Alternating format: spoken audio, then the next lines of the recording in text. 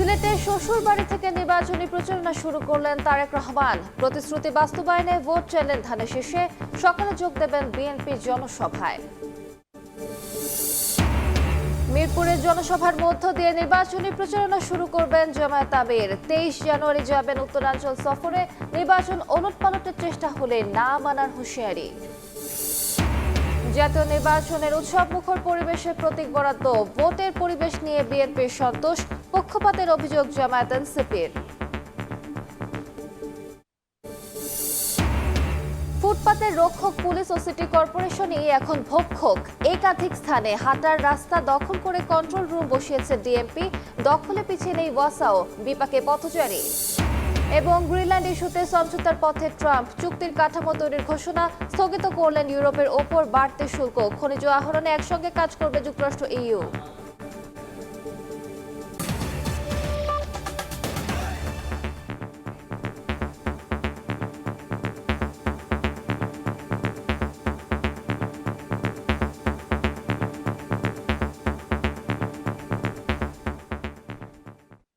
ভোরের সময় সঙ্গে আছি আমি আলিশা ইসলাম। সিলেটে শ্বশুর বাড়ি থেকে নির্বাচনী প্রচারণা শুরু করলেন বিএনপি চেয়ারম্যান তারেক রহমান। বিএনপির প্রতিশ্রুতি বাস্তবায়নে ভোট চাইলেন ধানের শীষে। নারী, কৃষি, আর্থসামাজিক উন্নয়নে 12 ফেব্রুয়ারি জনসমর্থন চাইলেন বিএনপি চেয়ারম্যান। বিএনপি মনোনীত প্রার্থীদের পক্ষে ভোট টানতে নির্দেশ দেন নেতাকর্মীদের। সিলেটের দক্ষিণ সুরমার শ্বশুর বাড়ি থেকে ধানের শীষের পক্ষে ভোট চেয়ে ত্রয়োদশ জাতীয় সংসদের নির্বাচনী প্রচারণা শুরু করলেন বিএনপির চেয়ারম্যান তারেক রহমান। প্রচারণা শুরুর নির্ধারিত সময়ের পরপর বৃহস্পতিবার রাত 1টার দিকে দক্ষিণ সুরমা উপজেলার সিলাম ইউনিয়নের বাহারামপুর গ্রামে রাহাত মঞ্জিল থেকে এই প্রচারণা শুরু করেন তিনি।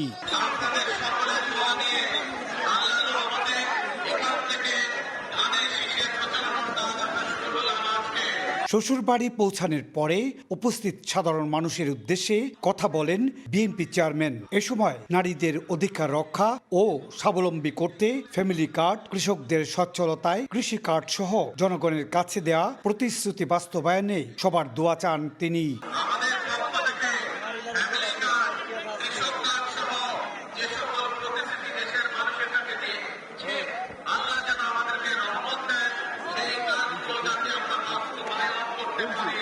বিএনপি মনোনীত প্রার্থীদের পক্ষে ভোট টানতে নেতাকর্মীদের নির্দেশ দিয়ে তারেক রহমান আশা প্রকাশ করে বলেন, জনগণের সমর্থনে বিএনপি জয়যুক্ত হবে।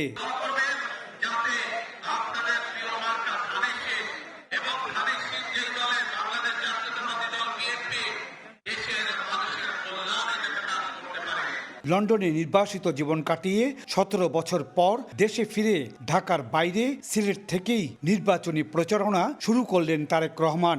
এর আগে রাতে সিলেট পৌঁছান তিনি। সেখানে সস্ত্রী হযরত শাহজালাল ও হযরত শাহপরান রহমতুল্লাহি আলাইহির মাজার জিয়ারত করেন বিএনপি চেয়ারম্যান। বৃহস্পতিবার বেলা 11টায় নগরীর আলিয়া মাদ্রাসা মাঠে জনসভায় যোগ দিয়ে প্রচারণা চালাবেন তারেক রহমান। এছাড়া মৌলভীবাজার, হবিগঞ্জ, ব্রাহ্মণবাড়িয়া, ভৈরব, নরসিংদী ও নারায়ণগঞ্জ সহ বেশ কয়েকটি স্থানে জনসভা ও পথসভা করার কথা রয়েছে বিএনপি চেয়ারম্যানের। ইকরামুল কবির, সময় সংবাদ, সিলেট। এর আগে সিলেট পৌঁছে হযরত শাহজালাল রহমতুল্লাহি আলাইহির মাজার জিয়ারত করেন তিনি। বৃহস্পতিবার নগরীর আলিয়া মাদ্রাসা মাঠে নির্বাচনী জনসভায় অংশ নেবেন তারেক রহমান। তার আগমন ঘিরে উচ্ছ্বসিত নেতাকর্মী সহ সর্বস্তরের মানুষ। জোরদার করা হয়েছে নিরাপত্তা। ইকরামুল কবিরকে সঙ্গে নিয়ে আহমেদ সালেহিনের রিপোর্ট। পূর্ণভূমি সিলেটের মাটিতে বিএনপির চেয়ারম্যান তারেক রহমান 17 বছর পর দেশে ফিরে প্রথমবারের মতো ঢাকার বাইরে এলেন তিনি। রাত 8টার দিকে সিলেট বিমানবন্দরে এসে পৌঁছলে নেতাকর্মীরা স্বাগত জানান তাকে। বিমানবন্দর থেকে বেরিয়ে নির্ধারিত বাসে চেপে বসেন তারেক রহমান। সঙ্গে ছিলেন তার সহধর্মিণী ডাক্তার জুবাইদা রহমানও। একই ফ্লাইটে ছিলেন আওয়ামী সরকার বিরোধী আন্দোলনের ত্যাগী নেতারাও। বিমানবন্দর থেকে নেতাকর্মীদের অভ্যর্থনায় সিক্ত হন তারেক রহমান। সরাসরি চলে আসেন হযরত শাহজালাল রহমতুল্লাহ আলাইহির দরগাহে। মা সাবেক প্রধানমন্ত্রী মরহুমা বেগম খালেদা জিয়ার পথ অনুসরণ করে নির্বাচনী প্রচারণার একদিন আগে মাজার জিয়ারতে আসেন বড় ছেলে তারেক রহমান। এ সময় আইনশৃঙ্খলা বাহিনীর উপস্থিতিতে মাজারে প্রবেশ করেন তারেক রহমান। জিয়ারত করেন হযরত শাহজালাল রহমতুল্লাহ আলাইহির দরগা। মুক্তিযুদ্ধের সর্বাধিনায়ক জেনারেল এম.এ.জে. ওসমানীর কবরও জিয়ারত করেন তারেক রহমান। সেখানে এশার নামাজ আদায় করে নফল নামাজ পড়েন তারেক রহমান। অন্য পাশে মহিলাদের জিয়ারত স্থানে তার সহধর্মিণী ডাক্তার জুবাইদা রহমানও মাজার জিয়ারত করেন। কিছু সময় সেখানে অবস্থান শেষে স্ত্রীকে নিয়ে বেরিয়ে যান বিএনপি চেয়ারম্যান। উপস্থিত নেতাকর্মী, সমর্থক ও সাধারণ মানুষের ভালোবাসায় সিক্ত হন তারেক রহমান। এ সময় সিলেটের নেতাকর্মীরা জানান, তারেক রহমানের আগমনে উৎসবের নগরীতে পরিণত হয়েছে পুণ্যভূমি সিলেট। পুরা উৎসবের নগরে পরিণত হয়েছে এবং আমাদের বিশ্বাস ওনার এই আগমনে ধানের শীষের যে জোয়ার, এই জোয়ারটা দ্বিগুণ হয়ে যাবে। তারেক রহমানের অপেক্ষায় ছিল, দীর্ঘদিন পরে আমরা ওনাকে পেয়েছি। সিলেটবাসী আজকে গর্বিত। অনেক বছর পরে তারা রিসিভ করতে পেরে অনেক আনন্দ উৎসব উল্লাস করছেন এবং দক্ষিণ সুরমার প্রত্যেকটা ঘরে ঘরে একটা আনন্দের জোয়ার বইছে। বাবা ও মায়ের পথ অনুসরণ করে নির্ধারিত দিনে তারেক রহমান সিলেট থেকে ত্রয়োদশ জাতীয় সংসদের নির্বাচনী প্রচারণায় অংশ নেবেন বলেও জানান বিএনপি নেতারা। শহীদ রাষ্ট্রপতি জিয়াউর রহমান সাহেবও করতেন, ম্যাডাম বেগম খালেদা জিয়া উনিও করতেন এবং উনিও এই পথে ইনশাল্লাহ সিলেটের মাটিতে আসে জিয়ারত করে নির্বাচনী প্রচারণা শুরু করবেন ইনশাআল্লাহ। হযরত শাহজালাল রহমতুল্লাহ আলাইহির দরগা জিয়ারত শেষে হযরত শাহপরান রহমতুল্লাহ আলাইহির দরগা জিয়ারত করেন তারেক রহমান। এরপরে তিনি সেখান থেকে দক্ষিণ সুরমায় অবস্থিত শ্বশুরবাড়িতে চলে যান। এর আগে বিএনপি মহাসচিব মির্জা ফখরুল ইসলাম আলমগীরও হযরত শাহজালাল রহমতুল্লাহ আলাইহির দরগা জিয়ারত করেন। বৃহস্পতিবার সকালে নগরীর আলিয়া মাদ্রাসা মাঠে জনসমাবেশের মাধ্যমে নির্বাচনী প্রচারণা শুরু করবেন বিএনপি চেয়ারম্যান তারেক রহমান। আহমেদ সালেহিন, সময় সংবাদ, সিলেট। ত্রয়োদশ জাতীয় সংসদ নির্বাচন সামনে রেখে ভোটের থিম সং উদ্বোধন করল বিএনপি। রাজধানীর একটি হোটেলে আনুষ্ঠানিক উদ্বোধনীতে নেতাকর্মীদের পাশাপাশি অংশ নেন ক্রীড়াবিদ, সংস্কৃতি কর্মী সহ নানা শ্রেণী পেশার মানুষ। সঙ্গীত, আলো ও ভিজুয়ালের সমন্বয়ে আয়োজনটি পরিণত হয় নির্বাচনী উৎসবে। ঘড়ির কাঁটায় রাত 12টা বাজতেই প্রথমবারের মতো বেজে ওঠে বাংলাদেশ জাতীয়তাবাদী দল বিএনপির নির্বাচনী থিম সং। বিএনপির কেন্দ্রীয় নির্বাচন পরিচালনা কমিটির নেতৃবৃন্দকে সঙ্গে নিয়ে নির্বাচনী থিম সঙের আনুষ্ঠানিক উদ্বোধন করেন দলটির সিনিয়র যুগ্ম মহাসচিব অ্যাডভোকেট রুহুল কবির রিজভী। বুধবার রাতে রাজধানীর গুলশানে আয়োজিত অনুষ্ঠানে দলীয় নেতাকর্মীদের পাশাপাশি অংশ নেন অভিনেতা, ক্রীড়াবিদ, শিল্পী ও কলাকুশলীরা। এ সময় রুহুল কবির রিজভী বলেন, ফ্যাসিবাদের ভয়াবহতায় বিগত দিনে নির্বাচনী আমেজ ফিকে হয়েছিল। নির্বাচনের পরিবেশ ফিরিয়ে আনতে তুলে ধরেন এই থিম সঙের গুরুত্ব। ফ্যাসিবাদের ভয়াবহ আক্রমণের মুখে আমাদের সেই উৎসব, নির্বাচনী উৎসবের যে ঐতিহ্য এবং এটাকে কেন্দ্র করে মানুষের মধ্যে যে আমেজ তৈরি হতো সেটা অনেকটাই ফিকে হয়ে গিয়েছিল, সেটা অনেকটাই ক্ষীণ হয়ে গিয়েছিল। সবাইকে নিয়ে যে নির্বাচনের জন্য আমরা চিৎকার করেছি, আমরা কথা বলেছি, আমরা স্লোগান দিয়েছি 15-16 বছর ধরে, যেটি কেড়ে নেওয়া হয়েছিল, আবার সেটি ফিরে আসবে। অনুষ্ঠানে বক্তারা বলেন, এই থিম সং বিএনপির দেশ গড়ার অঙ্গীকারের প্রতিফলন, যা ভোটের প্রচারণার পাশাপাশি বিএনপির রাজনৈতিক ভিশন পৌঁছে দেবে সাধারণ মানুষের কাছে। আমি বিশ্বাস করি এই থিম সং দেশের প্রতিটি প্রান্তে মানুষের মনে নতুন আশা জাগাবে, গণতন্ত্র পুনরুদ্ধারের পথে নতুন গতি সঞ্চার করবে। আবারও আমরা একটি স্বচ্ছ এবং জবাবদিহিমূলক রাষ্ট্র ব্যবস্থা গড়ে তুলব, যেই রাষ্ট্র ব্যবস্থায় প্রতিটি মানুষের অধিকার এবং স্বাধীনতা সুনিশ্চিত হবে। জুলাই গণ অভ্যুত্থানের পর পলিটিক্যাল কালচার হ্যাজ চেঞ্জ। মানুষের আশা, আকাঙ্ক্ষা, অ্যাসপিরেশনসের পরিবর্তন ঘটেছে। সেই পরিবর্তনকে ধারণ করে আমাদের নতুন ম্যানিফেস্টো আসবে। গান ও স্লোগানের এই সংযোজন ভোটের মাঠে ভিন্ন প্রভাব ফেলবে বলে প্রত্যাশা সংশ্লিষ্টদের। দিন মোহাম্মদ সাব্বির, সময় সংবাদ, ঢাকা। রাজনীতির দ্বিতীয় ইনিংসে তারেক রহমান নির্বাসিত জীবনে দল পরিচালনা করেছেন দক্ষ হাতে। এবার দলের হাল ধরেই পাড়ি দেবেন নির্বাচনী বৈতরণী। বিশ্লেষকদের মতে জিয়াউর রহমান এবং বেগম খালেদা জিয়ার ভাবমূর্তির ইতিবাচক প্রভাব পড়বে ভোটের মাঠে। দীর্ঘমেয়াদে এর ফলাফল পেতে রাজনৈতিক সংস্কৃতি পরিবর্তনের পরামর্শ তাদের। হাসান ওয়ালির প্রতিবেদন। সময়ের প্রয়োজন কিংবা জন আকাঙ্ক্ষায় দায়িত্ববোধ, বাবা শহীদ রাষ্ট্রপতি জিয়াউর রহমানের হাতে গড়া আর মা বেগম খালেদা জিয়ার দীর্ঘ ত্যাগ তিতিক্ষায় পরিণত বিএনপির নেতৃত্বে তারেক রহমান। যাত্রাটা সহজ ছিল না। তৃণমূল পর্যায় থেকে তার রাজনীতির হাতে খড়ি। বগুড়ার গাবতলী উপজেলা বিএনপির সদস্য থেকে সিনিয়র যুগ্ম মহাসচিব, সিনিয়র ভাইস চেয়ারম্যান, ভারপ্রাপ্ত চেয়ারম্যান হয়ে নতুন বাস্তবতায় দলের হাল ধরেছেন তারেক রহমান। প্রথমবারের মতো নির্বাচনে লড়ছেন তিনি। স্বাভাবিকভাবেই প্রশ্ন উঠছে, নির্বাচনী বৈতরণী পাড়ি দিতে খালেদা জিয়ার শূন্যতা পূরণে কতটা বেগ পেতে হবে তারেক রহমানকে? খালেদা জিয়ার আপোষহীন চরিত্র ধারণ করলেই তারেক রহমান নেতৃত্বে সফল হবেন বলে মনে করেন ঢাকা বিশ্ববিদ্যালয়ের সাবেক এই উপাচার্য। তার মতে, দেশপ্রেম নিয়ে এগিয়ে গেলে বাবা মাকে অতিক্রম করতে পারেন তারেক রহমান। বেগম জিয়ার আর যে আপোষহীন তার যে নেতৃত্ব, নিশ্চয়ই কিছু কিছু তারেক রহমান ইনহেরিট করেছেন। কমিটমেন্ট, দেশপ্রেম, এটা যদি থাকে তাহলে নিশ্চয়ই তিনি রাজনীতিতে সফল হবেন। এমনও তো হতে পারে যে তারেক রহমান তার মাকে অতিক্রম করে যেতে পারেন। প্রথম নির্বাচন হলেও নেতৃত্ব দেওয়ার অভিজ্ঞতা তারেক রহমানের নতুন নয় বলে মত রাজনৈতিক বিশ্লেষক সোহরাব হাসানের। তার মতে, জিয়াউর রহমান এবং খালেদা জিয়ার ভাবমূর্তির ইতিবাচক প্রভাব পড়বে ভোটের মাঠে। তবে তরুণদের আস্থায় আনা এবং দলীয় শৃঙ্খলা ফেরানো চ্যালেঞ্জ হবে বিএনপির। দীর্ঘদিন ধরেই দলের দায়িত্ব পালন করে আসছিলেন, সুতরাং তার কাছে অভিজ্ঞতাটা বড় নয়, অভিজ্ঞতাটা নতুন নয়। তরুণ ভোটারদের কতটা আকৃষ্ট করতে পারে। বড় চ্যালেঞ্জ হচ্ছে সাংগঠনিক শৃঙ্খলা রক্ষা করা। খালেদা জিয়ার মৃত্যুতে পুরো বাংলাদেশ তার পিছনে দাঁড়িয়েছিল। এই ভাবাবেগ, এই আবেগ নতুন নেতৃত্ব যদি কাজে লাগাতে পারে তাহলে অনেক অধিক সংখ্যক ভোটারদের তারা আকৃষ্ট করতে পারবে। রাষ্ট্রবিজ্ঞানের শিক্ষক অধ্যাপক সাব্বির আহমেদ মনে করেন, দীর্ঘ নির্বাসিত জীবনে নিজের সঙ্গে বোঝাপড়ায় নতুনত্ব এনেছেন তারেক রহমান। তার মতে, তারেক রহমানের ইতিবাচকতা পৌঁছে দিতে হবে দলের অভ্যন্তরেও, পরিবর্তন আনতে হবে রাজনৈতিক সংস্কৃতিতে। খালেদা জিয়ার নেতৃত্বের মধ্যে যে ব্যক্তিগত গুণাবলী, সেটা তো নিশ্চয়ই তার জন্য ইন্সপায়ারিং।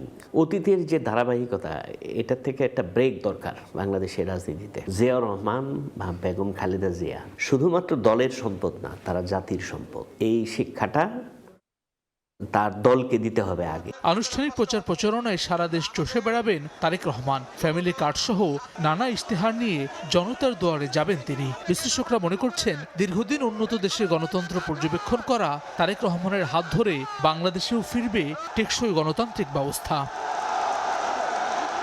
হাসান ওয়ালি, সময় সংবাদ, ঢাকা। ঢাকা থেকে নির্বাচনী প্রচারণা শুরু করতে যাচ্ছেন জামায়াতে ইসলামীর আমির ও 10 দলীয় জোটের শীর্ষ নেতা ডাক্তার শফিকুর রহমান। মিরপুরে বৃহস্পতিবার দুপুরে জনসভায় অংশ নেবেন তিনি। এরপর নির্বাচনী প্রচারণার সফরে যাবেন উত্তরবঙ্গে। রাজধানী থেকে নির্বাচনের আনুষ্ঠানিক প্রচারণা শুরু করবেন জামায়াতে ইসলামীর আমির ডাক্তার শফিকুর রহমান। বৃহস্পতিবার দুপুরে মিরপুরে জনসভায় অংশ নেবেন তিনি। বুধবার রাতে এক সংবাদ সম্মেলনে তার সফরের বিস্তারিত জানান দলের সহকারী সেক্রেটারি জেনারেল এহসানুল মাহবুব জুবায়ের। আনুষ্ঠানিকভাবে ঢাকা পনেরোতে আমরা আমাদের সম্মানিত আমিরে জামাত এবং কেন্দ্রীয় নেতৃবৃন্দের উপস্থিতিতে আমরা প্রথম সেখানে গণসংযোগ এবং জনসভার আয়োজন করেছি। 23 এবং 24 এই 2 দিন ঢাকার বাইরে উত্তরবঙ্গে আমাদের সম্মানিত আমিরে জামাত সফর করবেন। 23 জানুয়ারি সকালে দিনাজপুরের গোরে শহীদ ঈদগাহ মাঠে জনসমাবেশে যোগ দেবেন জামায়াত আমির। এরপর পর্যায়ক্রমে পঞ্চগড়, ঠাকুরগাঁও, রংপুর ও গাইবান্ধায় নির্বাচনী সমাবেশে অংশ নেবেন ডাক্তার শফিকুর রহমান। ওয়ার্ড, পাড়ায়, মহল্লায় আমরা একটি নতুন ধরনের মাত্রা দেখতে পাচ্ছি, জনশক্তিদের মাঝে উচ্ছ্বাস, আনন্দ, উদ্দীপনা। তিনি আমাদের ঠাকুরগাঁয়ে কি বার্তা দিয়ে যাবে এটা আমরা উপভোগ করার জন্য ইনশাল্লাহ আমরা আগে ভাগে সকাল 10টায় রওনা দিব ইনশাআল্লাহ। আমরা আশা করি সবার অংশগ্রহণে জনসভাটি সফল হবে ইনশাআল্লাহ। আমরা আভ্যন্তরীণভাবে, সাংগঠনিকভাবে আমরা যথেষ্ট বিভিন্ন লেয়ারে আমরা নিরাপত্তার ব্যবস্থা করেছি এবং প্রশাসনের সাথে আমরা কথা বলেছি। 24 জানুয়ারি জুলাই গণঅভ্যুত্থানের প্রথম শহীদ আবু সাঈদের কবর জিয়ারত করবেন ডাক্তার শফিকুর রহমান। এরপর সকাল 10টায় গাইবান্ধায় যোগ দেবেন পথসভায়। কর্মসূচি ঘিরে উচ্ছ্বসিত দলীয় নেতাকর্মীরা। উৎসাহ উদ্দীপনার মধ্য দিয়ে আমাদের ব্যাপক প্রস্তুতি আমরা গ্রহণ করেছি। আমাদের সমর্থক যারা আছেন, দায়িত্বশীল যারা আছেন এবং আমাদের ভোটারদেরকে নিয়ে এখানে একটা বড় সমাবেশ হবে বলে আমরা আশা করছি। দলমত নির্বিশেষে পঞ্চগড় জেলাবাসী তারা যেন আমাদের এই জনসভায় অংশগ্রহণ করে নির্বাচনী প্রচারণার পাশাপাশি গণভোটে হ্যাঁর পক্ষেও গণসংযোগ করবেন জামায়াত আমির। ওয়ালিউল সাকিব, সময় সংবাদ, ঢাকা। মব তৈরি করে জনমত প্রভাবিত করার দিন শেষ হয়ে গেছে বলে মন্তব্য করেছেন জামায়াত আমির ডক্টর শফিকুর রহমান। জানান, ভয়হীন পরিবেশ চায় তার দল।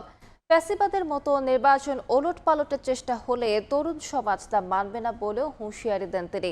রাজধানীর কল্যাণপুরে ইবনে সিনা হাসপাতালে মিরপুরের হামলায় আহত নেতাকর্মীদের দেখতে গিয়ে এ কথা বলেন আমির।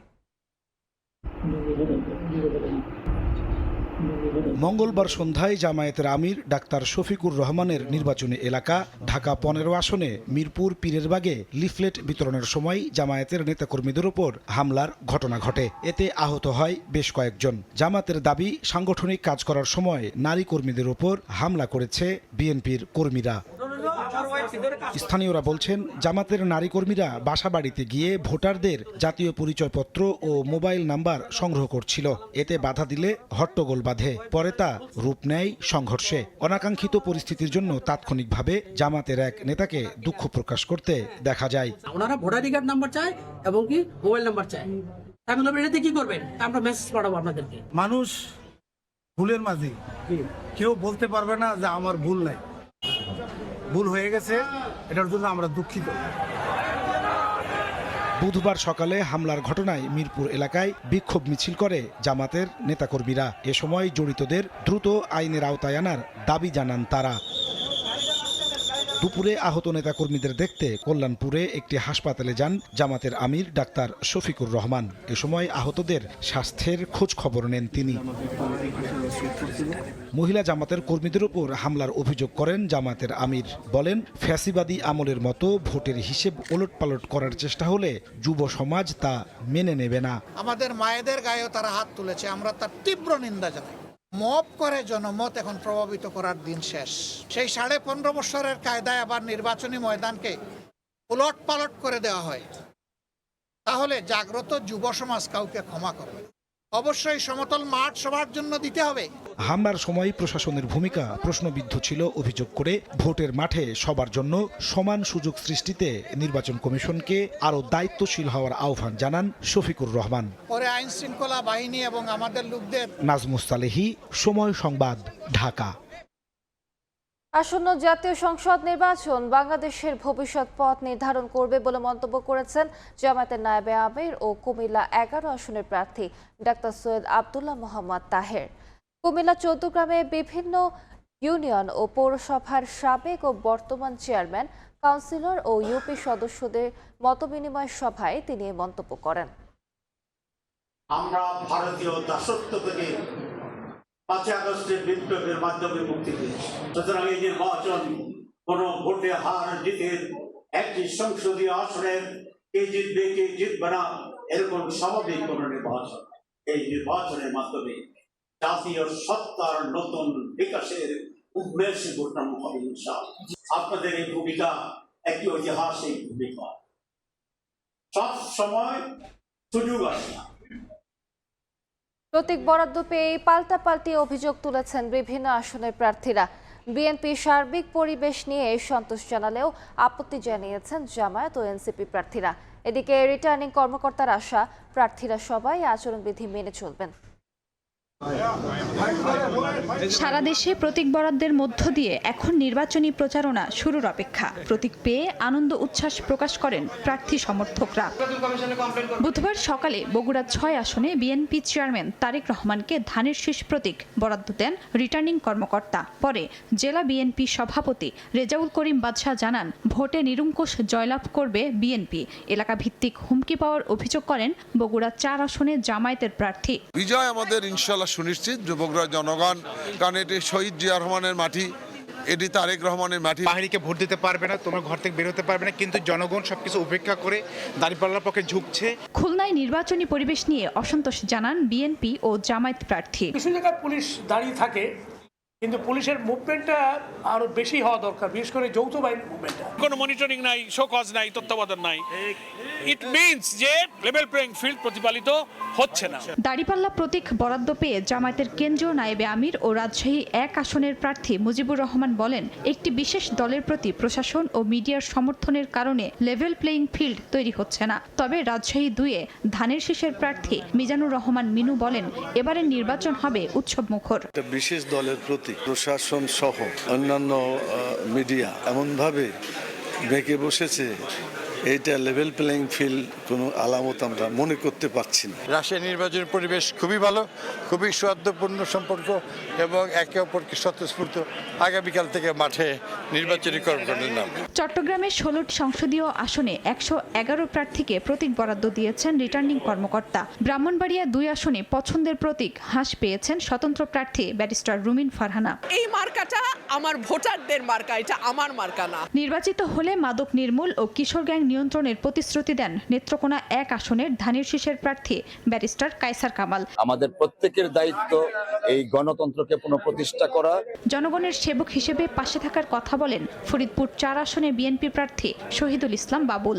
সুযোগ পাবো সেই সুযোগে আপনাদের সেবক হিসেবে, খাদেম হিসেবে আপনাদের পাশে থাকবো। পঞ্চগড় 1 আসনে 10 দলীয় জোটের প্রার্থী এনসিপি উত্তরাঞ্চলের মুখ্য সংগঠক সার্জিস আলম পেয়েছেন শাপলাকলি প্রতীক। রংপুর 4 আসনে একই মার্কা পেয়েছেন এনসিপির সদস্য সচিব আখতার হোসেন। আমরা দীর্ঘ সময় ধরে যে উন্নয়ন বৈষম্যের শিকার হয়ে এসেছি, সেখান থেকে উত্তরণের জন্যই শাপলাকলি মার্কা আমরা প্রতিদ্বন্দ্বিতা করছি। বৃহস্পতিবার থেকে প্রার্থীরা তাদের দলীয় প্রতীক নিয়ে প্রচার ও গণসংযোগ করবেন। খাদিজা স্বপ্না, সময় সংবাদ। প্রতীক বরাদ্দ পেয়ে বিএনপি নির্বাচনের সার্বিক পরিবেশ নিয়ে সন্তোষ জানালেও আপত্তি জানিয়েছেন জামায়াত ও এনসিপি প্রার্থীরা। এদিকে রিটার্নিং কর্মকর্তার আশা প্রার্থীরা সবাই আচরণবিধি মেনে চলবেন। দিনভর উৎসব মুখর পরিবেশে চলে ত্রয়োদশ জাতীয় সংসদ নির্বাচনের প্রতীক বরাদ্দ। ঢাকার 20টি আসনের প্রতীক বরাদ্দ দেওয়া হয় 3টি ভাগে। নেতাকর্মীদের সঙ্গে নিয়ে প্রতীক সংগ্রহ করেছেন প্রার্থীরা, অনেকে আবার পাঠিয়েছেন প্রতিনিধি। ঢাকা 17 আসনে তারেক রহমানের পক্ষে প্রতীক গ্রহণ করেন বিএনপির প্রতিনিধি দল। এছাড়া ঢাকা 6-এ ইশরাক হোসেন, 8-এ মির্জা আব্বাস, ঢাকা 13 আসনে বিএনপির প্রার্থী ববি হাজ্জাজ এবং 15 আসনে জামায়াতের আমির ডাক্তার শফিকুর রহমানের পক্ষে প্রতীক নেন দলের প্রতিনিধিরা। মোহাম্মদ শফিকুর রহমান, বাংলাদেশ। বিএনপির প্রার্থীরা বলছেন নির্বাচনী পরিবেশ সন্তোষজনক। এখনো পর্যন্ত সুন্দর প্রতিযোগিতা চলছে এবং আমরা এখনো কিন্তু রাজনৈতিক প্রেক্ষাপটে মাঠে প্রতিহিংসার বাইরে যে রাজনীতি, সেই রাজনীতির চর্চাই করে যাচ্ছি। আমরা ধানের শীষ মার্কা আনন্দ উৎসবের মধ্যে প্রচার চালিয়ে যাব, কিন্তু নির্বাচন কমিশনের কিছু আইন সীমিত করেছেন। আমরা ধানের শীষ প্রতীক নিয়ে যাচ্ছি, আলহামদুলিল্লাহ। তবে প্রশাসনের বিরুদ্ধে পক্ষপাতের অভিযোগ করেন এনসিপি ও জামায়াতের প্রার্থীরা। লেভেল প্লেইং ফিল্ড বলতে যেটা বোঝায় সেটা আসলে এখনো নিশ্চিত ভাবে আমরা দেখতে পাচ্ছি না। আমরা আশা করব আইন শৃঙ্খলা বাহিনী তাদের নিরপেক্ষতা বজায় রাখবেন। যেহেতু আমরা গণঅভ্যুত্থানে একসাথে ছিলাম, আপনাদের এখনো সময় আছে, আপনারা সংশোধন হন। যদি সংশোধন না হন তাহলে এই যে যারা ছাত্ররা মাঠে নেমে এসেছিল সবাই ইনশাল্লাহ মাঠে নামবে। এদিকে ঢাকা 17 আসনে তারেক রহমানের বিরুদ্ধে আচরণবিধি লঙ্ঘনের লিখিত অভিযোগ করেছেন প্রতিদ্বন্দ্বী জামায়াত প্রার্থী ডাক্তার SM খালিদুজ্জামান। সে যত বড়ই হোক না কেন, তাকে অবশ্যই আমাদের আইনের ঊর্ধ্বে কেউ থাকবে না, ইভেন আমি হলেও থাকবো না। এই আইনের শাসনের জন্য আমরা লিখিত আকারে আমাদের একজন ভাই আজকে আমাদের এখানে অভিযোগ দিয়েছি। প্রার্থীদের প্রত্যেকেই আচরণবিধি মেনে প্রচারণা চালাবেন প্রত্যাশা রিটার্নিং কর্মকর্তার। আচরণবিধিটা যাতে তারা মেনে চলেন সেই বিষয়ে আমরা তাদের প্রতি আহ্বান রাখছি এবং তারা প্রত্যেকেই প্রতিশ্রুতি দিয়েছেন যে তারা আচরণবিধি মেনে চলবে। বুধবার প্রতীক বরাদ্দ দেওয়া হলেও 22 জানুয়ারি শুরু আনুষ্ঠানিক প্রচারণা। আব্দুল্লাহ শাফি, সময় সংবাদ, ঢাকা। গণভোট পোস্টাল ব্যালট যুক্ত হয়, এবার ভোট গণনায় দেরি হতে পারে। প্রধান উপদেষ্টার সভাপতিত্বে আইনশৃঙ্খলা পরিস্থিতি নিয়ে সরকারের উচ্চ পর্যায়ের বৈঠকের পর এই কথা জানান প্রেস সচিব।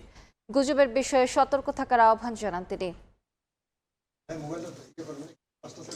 জাতীয় নির্বাচন এবং গণভোট সামনে রেখে বুধবার প্রধান উপদেষ্টার কার্যালয়ে সরকারের উচ্চ পর্যায়ের জরুরি বৈঠক অনুষ্ঠিত হয়, যেখানে প্রধান উপদেষ্টা ডক্টর মোহাম্মদ ইউনূসের সভাপতিত্বে নির্বাচনের সার্বিক আইন শৃঙ্খলা পরিস্থিতি নিয়ে আলোচনা হয়। বৈঠকে নির্বাচন কমিশন সহ নির্বাচন সংশ্লিষ্ট বিভিন্ন সংস্থার প্রতিনিধি উপস্থিত ছিলেন। এ সময় 2026 সালের নির্বাচন যেন ভবিষ্যতের জন্য আদর্শ তৈরি করতে পারে সেদিকে নজর দেওয়ার আহ্বান জানান প্রধান উপদেষ্টা। এদিন বিকেলে রাজধানীর ফরেন সার্ভিস একাডেমিতে বৈঠকের বিষয়ে ব্রিফ করেন প্রধান উপদেষ্টার প্রেস সচিব শফিকুল আলম। গণভোট এবং পোস্টাল ভোটের কারণে ভোট গণনায় দেরি হতে পারে বলে ইসির তরফ থেকে জানানো হয়েছে বলে জানান প্রেস সচিব। শুধুমাত্র তো ইলেকশনই হচ্ছে না, সাথে একটা রেফারেন্ডামও হচ্ছে। দুইটা ভোট কাউন্টই একসাথে চলবে, তারপরে সাথে আছে পোস্টাল ব্যালট। তো এই জন্য কিছু ক্ষেত্রে ভোট গণনার একটু দেরি হতে পারে। ভোটের দিন পুলিশের কাছে 25,500 বডি অন ক্যামেরা থাকবে এবং বডি ক্যামেরার ফুটেজ দেখে দ্রুত ব্যবস্থা নেওয়া হবে বলেও জানান প্রেস সচিব। ইলেকশনের দিন এইটা body on camera vote party first time এটা দেওয়া হচ্ছে এবং এটা খুবই ইম্পর্টেন্ট রোল প্লে করবে। পুলিশের যারা সদস্য যারা এটা ক্যারি করবেন তারা পুরো কেন্দ্রের আশেপাশে সবগুলো ফটোই তার কাছে থাকবে। যদি ওইখানে কোনো ট্রাবল দেখা দেয়, সুরক্ষা অ্যাপের সাথে এটা সংযুক্ত হবে। সেন্ট্রাল লেভেল থেকে খুব দ্রুত কুইক রেসপন্স করা যাবে। আসন্ন নির্বাচনে নিরাপত্তা নিশ্চিতে 1 লাখ সেনা, 5,000 নৌ এবং 3,500 বিমান বাহিনীর সদস্য দায়িত্ব পালন করবে। এবং শারদীয় দুর্গাপূজায় আমরা খুবই। মাইমুনা হায়দার চৌধুরী, সময় সংবাদ, ঢাকা। বাংলাদেশে যথাসময়ে নির্বাচন আয়োজনের বিষয়ে জাতিসংঘ আশাবাদী বলে জানিয়েছেন সংস্থাটির মহাসচিবের উপমুখপাত্র ফারহান হক। স্থানীয় সময় মঙ্গলবার নিয়মিত ব্রিফিংয়ে সাংবাদিকের প্রশ্নের জবাবে তিনি বলেন, সবার নিরাপত্তা নিশ্চিত করে শান্তিপূর্ণ পরিবেশে নির্বাচনে অংশগ্রহণের সুযোগ করে দিতে হবে। ভোটাররা যাতে তাদের ভিন্ন ভিন্ন মতামত প্রকাশ করতে পারেন সে বিষয়টিও লক্ষ্য রাখতে হবে। বাংলাদেশের জাতীয় সংসদ নির্বাচনে উত্তাপ ছড়িয়ে পড়েছে দেশের বাইরেও। প্রায় প্রতিদিনই রাজনৈতিক দলগুলোর সঙ্গে বৈঠক করছেন বিভিন্ন দেশের কূটনীতিক ও রাষ্ট্রদূতরা। এবার জাতিসংঘের নিয়মিত ব্রিফিংয়ে উঠে এলো বাংলাদেশের নির্বাচন প্রসঙ্গ। অন্তর্বর্তী সরকার ঘোষিত আগামী সংসদ নির্বাচন যথাসময় দেখতে চায় জাতিসংঘ, এমনটাই জানান জাতিসংঘের মহাসচিব আন্তোনিও গুতেরেসের উপমুখপাত্র Farhan Haq. We encourage the elections to proceed and we have made it clear throughout the UN system that it's vital to ensure that there's an environment for the elections in which all individuals can participate safely and peacefully in public life and freely express different views. আগামী নির্বাচনে নিরাপত্তা নিশ্চিতের পাশাপাশি ভোটাররা যেন নির্বিঘ্নে ভিন্ন ভিন্ন মতামত প্রকাশ করতে পারেন সে বিষয়টিও লক্ষ্য রাখার তাগিদ দেন জাতিসংঘের এই কর্মকর্তা। রবিউল ইসলাম আওলাদ, সময় সংবাদ। ভোরের সময় আরো থাকছে। 3,000 কোটি টাকা লুটে নেয়ার পর বাড়ছে এলপিজি আমদানি। গ্রাহক ভোগান্তির মধ্যেই সংকটের অজুহাতে সুবিধা বাড়িয়ে দিল ব্যবসায়ীরা। রোজার আগে বাজার স্থিতিশীল হওয়ার আশা।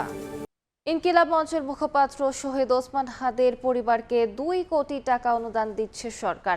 সচিবালয়ে ক্রয় সংক্রান্ত বৈঠক শেষে অর্থ উপদেষ্টা জানান, ফ্ল্যাট কেনা বাবদ 1 কোটি টাকা দেবে অর্থ মন্ত্রণালয়, আর জীবিকা নির্বাহ বাবদ 1 কোটি টাকা দেবে প্রধান উপদেষ্টার তহবিল থেকে। হাদির পরিবারের 2টা ব্যাপার হয়েছে। একটা, হাদির পরিবারকে 1 কোটি টাকা মিনিস্ট্রি অফ ফাইন্যান্স থেকে দেব, সেটা হলো তার একটা ফ্ল্যাট বা বাড়ির জন্য আর কি। পুরোটা রাখবে না, যা এটা আমরা। আর 1 কোটি টাকা আলাদাভাবে দেওয়া হচ্ছে এইসের ফান্ড থেকে, প্রধান উপদেষ্টার ফান্ড থেকে, সেটা তার জীবিকা নির্বাহের জন্য। আসন্ন ত্রয়োদশ জাতীয় সংসদ নির্বাচন ও গণভোট পর্যবেক্ষণের জন্য 14 সদস্য বিশিষ্ট পর্যবেক্ষক দল পাঠাচ্ছে কমনওয়েলথ। এই দলের নেতৃত্ব দেবেন ঘানার সাবেক প্রেসিডেন্ট এইচ.ই. নানা আকুফো-আদো।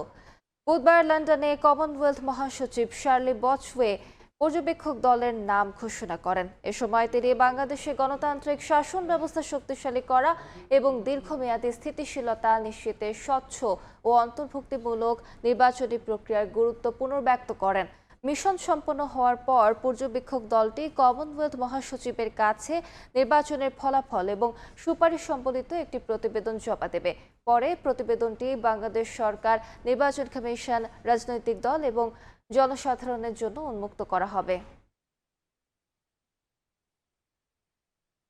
আসন্ন ত্রয়োদশ জাতীয় সংসদ নির্বাচন নিয়ে নারায়ণগঞ্জে চলছে উৎসব মুখর পরিবেশ। প্রার্থীদের পাশাপাশি সাধারণ মানুষের মধ্যেও বইছে নির্বাচনী আমেজ। চায়ের আড্ডা থেকে শুরু করে পাড়া মহল্লায় চলছে নির্বাচন নিয়ে আলোচনা। ভোটাররা বলছেন তাদের নানা প্রত্যাশার কথা। আরিফ হোসেনের ছবিতে বিস্তারিত জানাচ্ছেন সহকর্মী শওকত আলী সৈকত।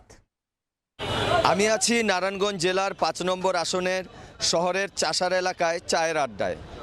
আসন্ন ত্রয়োদশ জাতীয় সংসদ নির্বাচনে প্রার্থীদের কাছে চায়ের আড্ডায় অংশ নেওয়া মানুষের প্রত্যাশার কথাগুলো জানব।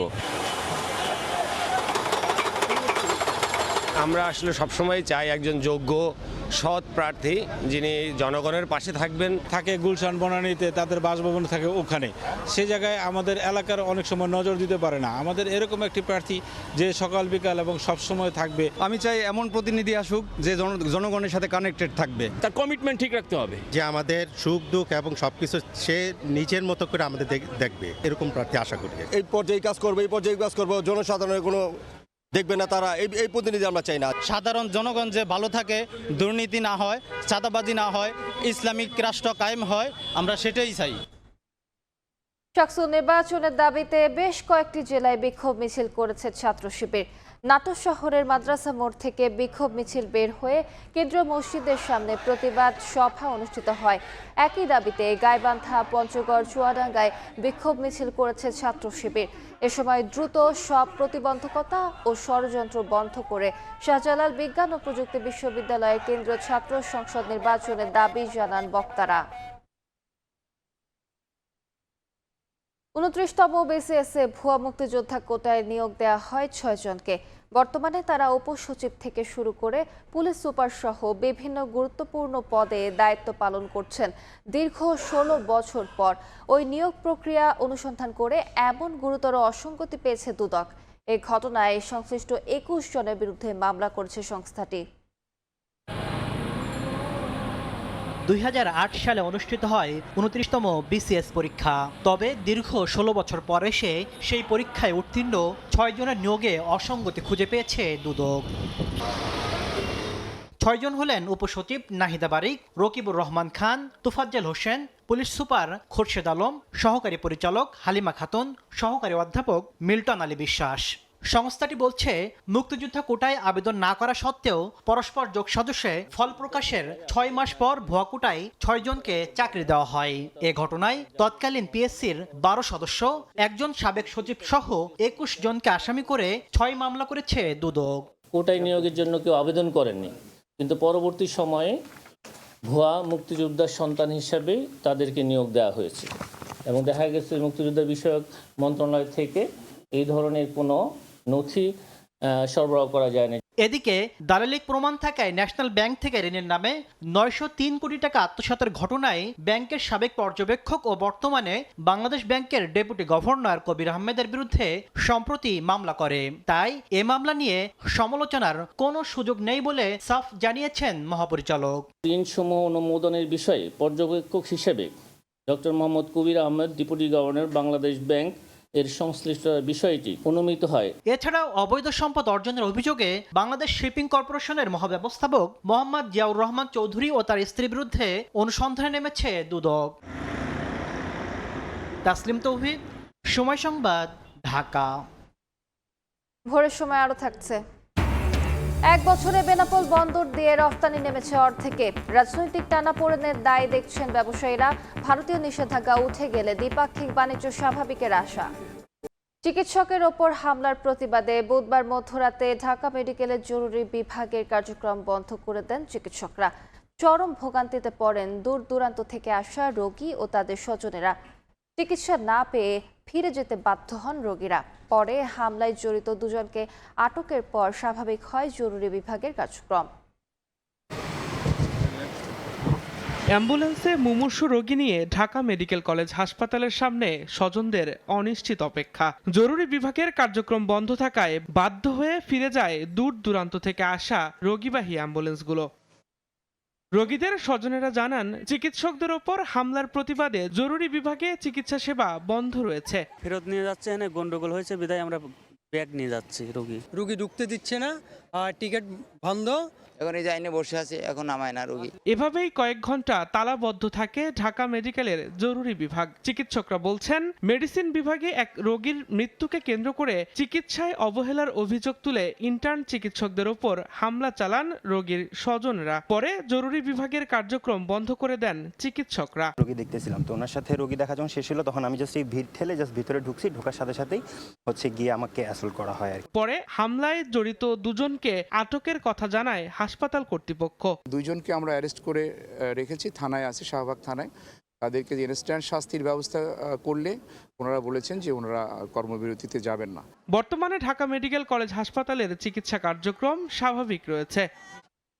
দিন মোহাম্মদ সাব্বির, সময় সংবাদ, ঢাকা। নাটোরে জিয়া পরিষদ সদস্য ও বিলহাতি ত্রিমোহনী কলেজের সহকারী অধ্যাপক রেজাউল করিমকে গলা কেটে হত্যা করেছে দুর্বৃত্তরা। রাতে সিংড়া উপজেলার কুমারপাড়া এলাকায় তাকে খুন করা হয়। স্থানীয়রা জানায়, রাতে বেশ কয়েকটি মোটরসাইকেল করে কয়েকজন সন্ত্রাসীরা রেজাউল করিমের বাড়ির সামনে এসে ডাকাডাকি শুরু করে। বাড়ি থেকে বের হলে সন্ত্রাসীরা তাকে কুপিয়ে ও গলা কেটে হত্যা নিশ্চিত করে পালিয়ে যায়। এই ঘটনায় বিক্ষুব্ধরা একজনের বাড়িতে আগুন দেয়। এতে আগুনে পুড়ে এক বৃদ্ধার মৃত্যু হয়েছে বলে নিশ্চিত করেছেন সিংড়া উপজেলা নির্বাহী কর্মকর্তা আব্দুল্লাহ আল রিফাত। হত্যার ঘটনায় তদন্ত শুরু করেছে পুলিশ। চেষ্টা চলছে অপরাধীদের গ্রেফতারের। ফরিদপুরে এসএসসি পরীক্ষার্থীকে হাতুড়ি দিয়ে পিটিয়ে আহত করার অভিযোগ উঠেছে বখাটে যুবকের বিরুদ্ধে। এই ঘটনায় আশিক নামে এক যুবককে গ্রেফতার করেছে পুলিশ। বুধবার দুপুরে শহরের টেপাখোলা এলাকায় নুরুল ইসলাম উচ্চ বিদ্যালয়ে ভেতরে এই ঘটনা ঘটে। স্থানীয়রা জানায়, বিদ্যালয়ের ছাত্রীদের দীর্ঘদিন ধরে উত্ত্যক্ত করে আসছিল বখাটে যুবকরা। দুপুরে এই নিয়ে শিক্ষকদের সঙ্গে বাগবিতণ্ডা হয় ওই যুবকদের। এক পর্যায়ে হাতুড়ি দিয়ে শিক্ষকদের মারতে আসলে এসএসসি পরীক্ষার্থী শেখ সিয়াম বাধা দিলে তার মাথায় আঘাত লাগে। পরে তাকে সদর হাসপাতালে ভর্তি করা হয়। গ্রাহকের পকেট থেকে ৩,০০০ কোটি টাকা লুটে নেয়ার পর অবশেষে বাড়ছে এলপি গ্যাস আমদানি। চলতি মাসে ১,৬৭,০০০ ও আগামী মাসে ১,৮৪,০০০ মেট্রিক টন এলপি গ্যাস আমদানির লক্ষ্য ঠিক করেছে ১২টি প্রতিষ্ঠান। আর এতে রোজার আগে বাজার পরিস্থিতি স্থিতিশীল হওয়ার আশা নীতি নির্ধারকদের। ফারুক ভাইয়া রবিনের রিপোর্ট। নির্ধারিত দামের তুলনায় 12 কেজি সিলিন্ডারে 700 থেকে 1200 টাকা বাড়তি আর 35 কেজিতে বেশি নেওয়া হচ্ছে 2000 টাকা পর্যন্ত। তারপরও দোকানে দোকানে সাঁটানো এলপি গ্যাস না থাকার নোটিশ। গত মাসখানেক ধরেই চলছে এমন নজিরবিহীন নৈরাজ্য। সিলিন্ডার প্রতি গড়ে 1000 টাকা বাড়তি নেওয়া হলেও মাত্র এক মাসে গ্রাহকের পকেট থেকে লুট হওয়া অর্থের পরিমাণ কমপক্ষে 2.5 থেকে 3,000 কোটি টাকা। বিপুল অঙ্কের এই টাকা লুট আর গ্রাহকের চরম ভোগান্তির পর অবশেষে বাড়ছে এলপি গ্যাস আমদানির হার। আমদানিকারকরা জানাচ্ছেন, জানুয়ারি ও ফেব্রুয়ারি এই 2 মাসে 12টি প্রতিষ্ঠানের আমদানির লক্ষ্যমাত্রা 3.5 lakh metric ton LP gas. লোয়াবের প্রত্যেকটা মেম্বার ওয়ার্ক করছে এবং কিছু জাহাজ অলরেডি অন দ্য প্রসেস। বাংলাদেশের প্রাইভেট সেক্টর কিন্তু অনেক বেশি অ্যাক্টিভ। আগামীতে খুব শীঘ্রই আপনি দেখতে পারবেন যে এলপিজি সরবরাহ নিরবিচ্ছিন্ন এবং নিশ্চিত সরবরাহ চলে এসছে। অবশেষে আমদানি বাড়লেও মাঝখানে সংকটের নামে ব্যবসায়ীরা আদায় করে নিয়েছেন ঋণ সুবিধা বাড়ানো, ভ্যাট ট্যাক্স কমানো সহ বেশ কিছু নীতিগত সুবিধা। পরিবেশকরাও পেয়েছেন কমিশন বাড়ানোর আশ্বাস। এইভাবে অসৎ লোকজনদেরকে একজন সৎ লোক প্রশ্রয় দেবে। সরকারের যারা প্রতিনিধিত্ব করছে তাদের কাজ দেখে মনে হয় ভোক্তার অধিকার সংরক্ষণ করছে না, তারা করছে অসাধু ব্যবসার সম্প্রসারণ এবং প্রমোশন। এদিকে সচিবালয়ে জ্বালানি উপদেষ্টা জানান, রোজার আগেই সংকট কাটার আশা করছে সরকার। ওরা অল্টারনেটিভ সোর্স থেকে আনতেছে, আমরা আশা করতেছি যে এটা রমজানের আগে এটাই হবে। উপদেষ্টা জানান, এখন থেকে বেসরকারি খাতের পাশাপাশি এলপিজি আমদানি করবে সরকারি প্রতিষ্ঠানও। ফারুক ভাইয়া রবিন, সময় সংবাদ, ঢাকা। রাষ্ট্রীয় মালিকানাধীন দুটি রেখে বাকি ব্যাংকগুলো একীকরণ করার প্রস্তাব দেওয়া হয়েছে বলে জানিয়েছেন বাংলাদেশ ব্যাংক গভর্নর ডক্টর আহসানিজ মনসুর। শুধু তাই নয়, দেশে 10 থেকে 15টি ব্যাংকই যথেষ্ট বলেও মনে করেন তিনি। মার্চের মধ্যে খেলাপি ঋণের পরিমাণ কমে 25% নামার আশা তার। দেশের অর্থনীতিতে প্রয়োজনীয় না হলেও গেল 1.5 দশকে অনুমোদন দেওয়া হয়েছে ডজনের বেশি বেসরকারি ব্যাংকের, যার অনেকগুলোই বর্তমানে রয়েছে রুগ্নদশায়। এর মধ্যে 5 মিলিয়ে করা হয়েছে একটি। বুধবার জগন্নাথ বিশ্ববিদ্যালয়ের অর্থনীতি বিভাগ আয়োজিত ব্যাংকিং খাতের বর্তমান ও ভবিষ্যৎ চ্যালেঞ্জ নিয়ে আলোচনা সভায় বাংলাদেশ ব্যাংকের গভর্নর জানান, রাষ্ট্র মালিকানায় দুটি রেখে বাকি সরকারি ব্যাংকগুলো মার্জ করে দুটি করতে সরকারকে সুপারিশ করেছে কেন্দ্রীয় ব্যাংক। সরকারের কাছে প্রপোজাল দিয়েছি যে দুটো রাষ্ট্রীয় ব্যাংক রেখে বাকিগুলো মার্জ করে দেন সবগুলো ওটার সাথে। তো সরকার যা হয় ইউজুয়াল দেখছি করছে। বাংলাদেশ ব্যাংক এখন স্বাধীনভাবে ভবিষ্যতে এমন হস্তক্ষেপ মুক্ত পরিবেশ বজায় থাকবে কিনা তা নিয়ে সংশয় প্রকাশ করেন গভর্নর। আবার ব্যাংকিং খাতে কিন্তু পলিটিক্যাল ইন্টারফারেন্স আবারও আসবে। That is not the end of it. তবে মার্চের মধ্যে খেলাপি ঋণের পরিমাণ 25% নেমে আসবে বলেও আশার কথা শোনান কেন্দ্রীয় ব্যাংকের গভর্নর। আছে এখন সাইফুল ইসলাম, সময় সংবাদ, ঢাকা। পদ্মা সেতু টোল আদায় ৩,০০০ কোটি টাকা ছাড়িয়েছে। এই মাইল ফলক অর্জনে সময় লেগেছে ৪৩ মাস। আর যানবাহন পারাপার হয়েছে ২,34,16,241টি। নাসিরউদ্দিন উজ্জ্বলের রিপোর্ট, ছবি তুলেছেন আবু সাইদ। পদ্মা সেতুতে যান চলাচল বেড়েই চলেছে। রাজধানীর সঙ্গে দক্ষিণের সেতুবন্ধন এই সেতু। অবিরাম যান চলাচলে তাই বদলে যাচ্ছে দক্ষিণের চিত্র। টোলও বাড়ছে। এরই মধ্যে টোল আদায় ৩,০০০ কোটি টাকা ছাড়িয়েছে। এই মাইলফলক অর্জনে যান পারাপার হয়েছে 2,34,16,241টি। সময় লেগেছে ৪৩ মাস। সেতুটি চালু হওয়ার ফলে যাতায়াতের সময় সাশ্রয় হওয়ার পাশাপাশি কর্মসংস্থান সৃষ্টি হয়েছে এবং দেশের জিডিপি প্রবৃদ্ধিতে ইতিবাচক প্রভাব পড়েছে। বিশেষ করে কৃষি, মৎস্য ও প্রাণী সম্পদ এবং শিল্পজাত পণ্য পরিবহনে এসেছে আমূল পরিবর্তন। ৩০,৭৭০ কোটি টাকা ব্যয়ে নির্মিত এই সেতু দিয়ে মোটরসাইকেল, ব্যক্তিগত গাড়ি, বাস, ট্রাক সহ বিভিন্ন ধরনের যানবাহনের জন্য ভিন্ন ভিন্ন টোল হার নির্ধারিত আছে। সেতু কর্তৃপক্ষ জানায়, বর্তমানে সেতুটি দিয়ে প্রতিদিন গড়ে ২২,০০০-এর মতো যান চলাচল করে। প্রতিদিন গড়ে টোল আদায় হয় ২.৫ কোটি টাকা।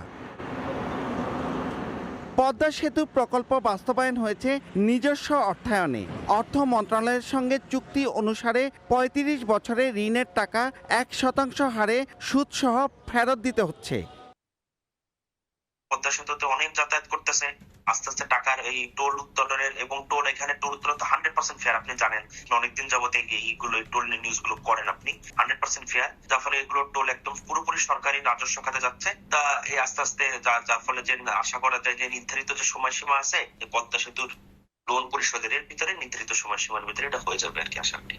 উদ্বোধনের পরদিন 2022 সালের 26 জুন থেকে 2026 সালের 19 জানুয়ারি পর্যন্ত মোট টোল আদায়ের পরিমাণ ৩,১৭,৭,৬,১৫০ টাকা।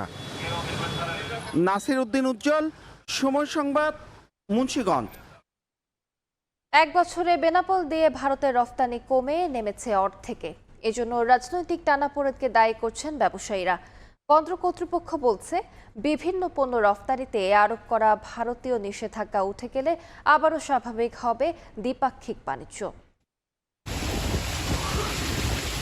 বাংলাদেশ থেকে প্রতি বছর ভারতে রফতানি হয় $2 বিলিয়ন পণ্য। এসব পণ্যের বড় একটি অংশ যায় বেনাপোল বন্দর দিয়ে। 2024 সালে কেবল এই বন্দরটি দিয়ে 90,823টি ট্রাকে 4,70,024 মেট্রিক টন পণ্য রফতানি হয়। আর 2025 সালে 30,093 ট্রাকে রফতানি কমে দাঁড়ায় 2,61,423 মেট্রিক টনে। বছর ব্যবধানে রফতানি কমেছে 2,08,600 মেট্রিক টন। রফতানি হওয়া পণ্যের 90% পরিবহন হয় স্থলপথে আর 10% সমুদ্র বা আকাশপথে। তবে 5 আগস্ট দেশের ছাত্র জনতা আন্দোলনে সরকার পরিবর্তনে ক্ষমতাচ্যুত হয়ে সাবেক প্রধানমন্ত্রী শেখ হাসিনা ভারতে রাজনৈতিক আশ্রয় নেয়। এরপর থেকে দুই দেশের কূটনৈতিক সম্পর্কে দেখা দেয় টানাপোড়েন, যার প্রভাব পড়েছে বাণিজ্যে। 5 আগস্টের পরে বেনাপোল বন্দর দিয়ে আমদানি রপ্তানি খুবই কমে গেছে। আমাদের বিভিন্ন হয়রানি করা হচ্ছে এবং মাল নামাচ্ছে না। ব্যবসায়ীরা বলছেন, দেশে এক সময়ের আমদানি নির্ভর পণ্যের অভ্যন্তরীণ উৎপাদন বেড়েছে। তবে এসব পণ্যে ভারতের নিষেধাজ্ঞা আসায় অনেক প্রতিষ্ঠান বন্ধের পথে, কর্মসংস্থান হারাচ্ছে মানুষ। সংকট উত্তরণে কার্যকর ব্যবস্থা নেয় বাণিজ্য ঘাটতির কবলে পড়েছে বন্দর। আমাদের বাংলাদেশ থেকে অনেক রপ্তানি কমে গেছে, তো এটা এখন মোকাবেলা করা বাংলাদেশের জন্য বড় একটা চ্যালেঞ্জ। যদি এগুলো সরকারের হস্তক্ষেপ করে তাহলে আশা করি বেনাপোল দিয়ে আবার আমদানি রপ্তানি বেড়ে যাবে। এদিকে নিষেধাজ্ঞা প্রত্যাহার হলে রফতানিতে গতি ফেরার আশা বেনাপোল বন্দর কর্তৃপক্ষের। আশা করি সামনে হয়তো এই সমস্ত নিষেধাজ্ঞা উঠে যাবে, তখন আমদানি রপ্তানি আরো স্বাভাবিক হবে এবং বৃদ্ধি পাবে। 2024 সালে সরকার পরিবর্তনের আগে প্রতিদিন রফতানি পণ্যের পরিমাণ 250 থেকে 300 ট্রাক হলেও চলতি বছরের শুরুতে রফতানির পরিমাণ দাঁড়িয়েছে গড়ে 50 থেকে 60 ট্রাকে। সময় সংবাদ, বেনাপোল। চট্টগ্রাম বন্দরে অনুষ্ঠিত হলো এন্টি টেরোরিজম মহড়া। বন্দর কর্তৃপক্ষ, বাংলাদেশ সেনাবাহিনী, নৌবাহিনী, coast guard, BGB, police, fire service ও সিভিল ডিফেন্স, বাংলাদেশ আনসার বাহিনী সহ সংশ্লিষ্ট বিভিন্ন সংস্থা সমন্বিতভাবে মহড়ায় অংশগ্রহণ করে। এ সময় বন্দর চেয়ারম্যান বলেন, আন্তর্জাতিক নৌ নিরাপত্তা নিশ্চিতে আইএসপিএস কোড আন্তর্জাতিক নিরাপত্তা মানদণ্ড, যা জাহাজ ও বন্দর স্থাপনাকে সন্ত্রাসী কার্যক্রম, নাশকতা ও অন্যান্য নিরাপত্তা হুমকি থেকে সুরক্ষিত রাখতে সাহায্য করে। বর্তমান বৈশ্বিক নিরাপত্তা পরিস্থিতিতে সন্ত্রাসবাদ, নাশকতা ও বিভিন্ন অপ্রথাগত হুমকি প্রতিনিয়ত রূপ পরিবর্তন করছে।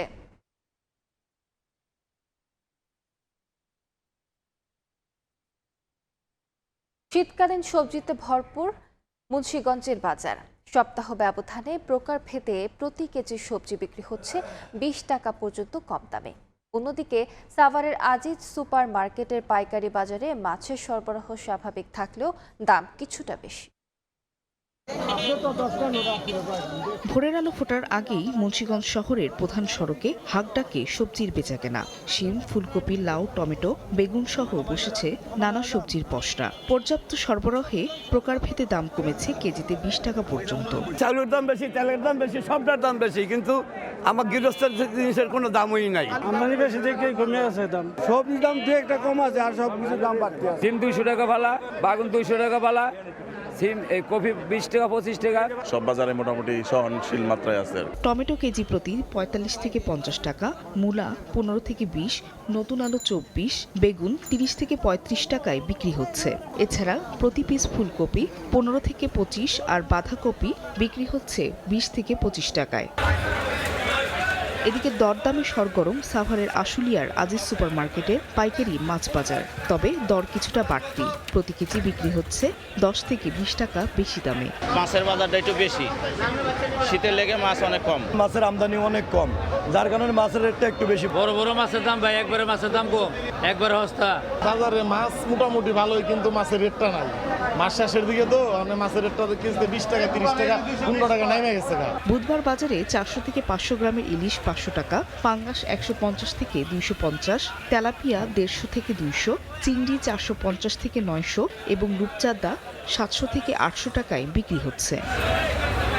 ফাহারিয়া ফারজানা, সময় সংবাদ। সাতক্ষীরায় চলছে বোরো ধান রোপণ। মৌসুমের শুরুতেই জমি প্রস্তুত সহ আনুষঙ্গিক কাজে ব্যস্ত কৃষকেরা। এবারও মৎস্য ঘেরে বোরো চাষ হওয়ায় উৎপাদনের লক্ষ্যমাত্রা ছাড়িয়ে যাওয়ার আশা স্থানীয় কৃষি বিভাগের।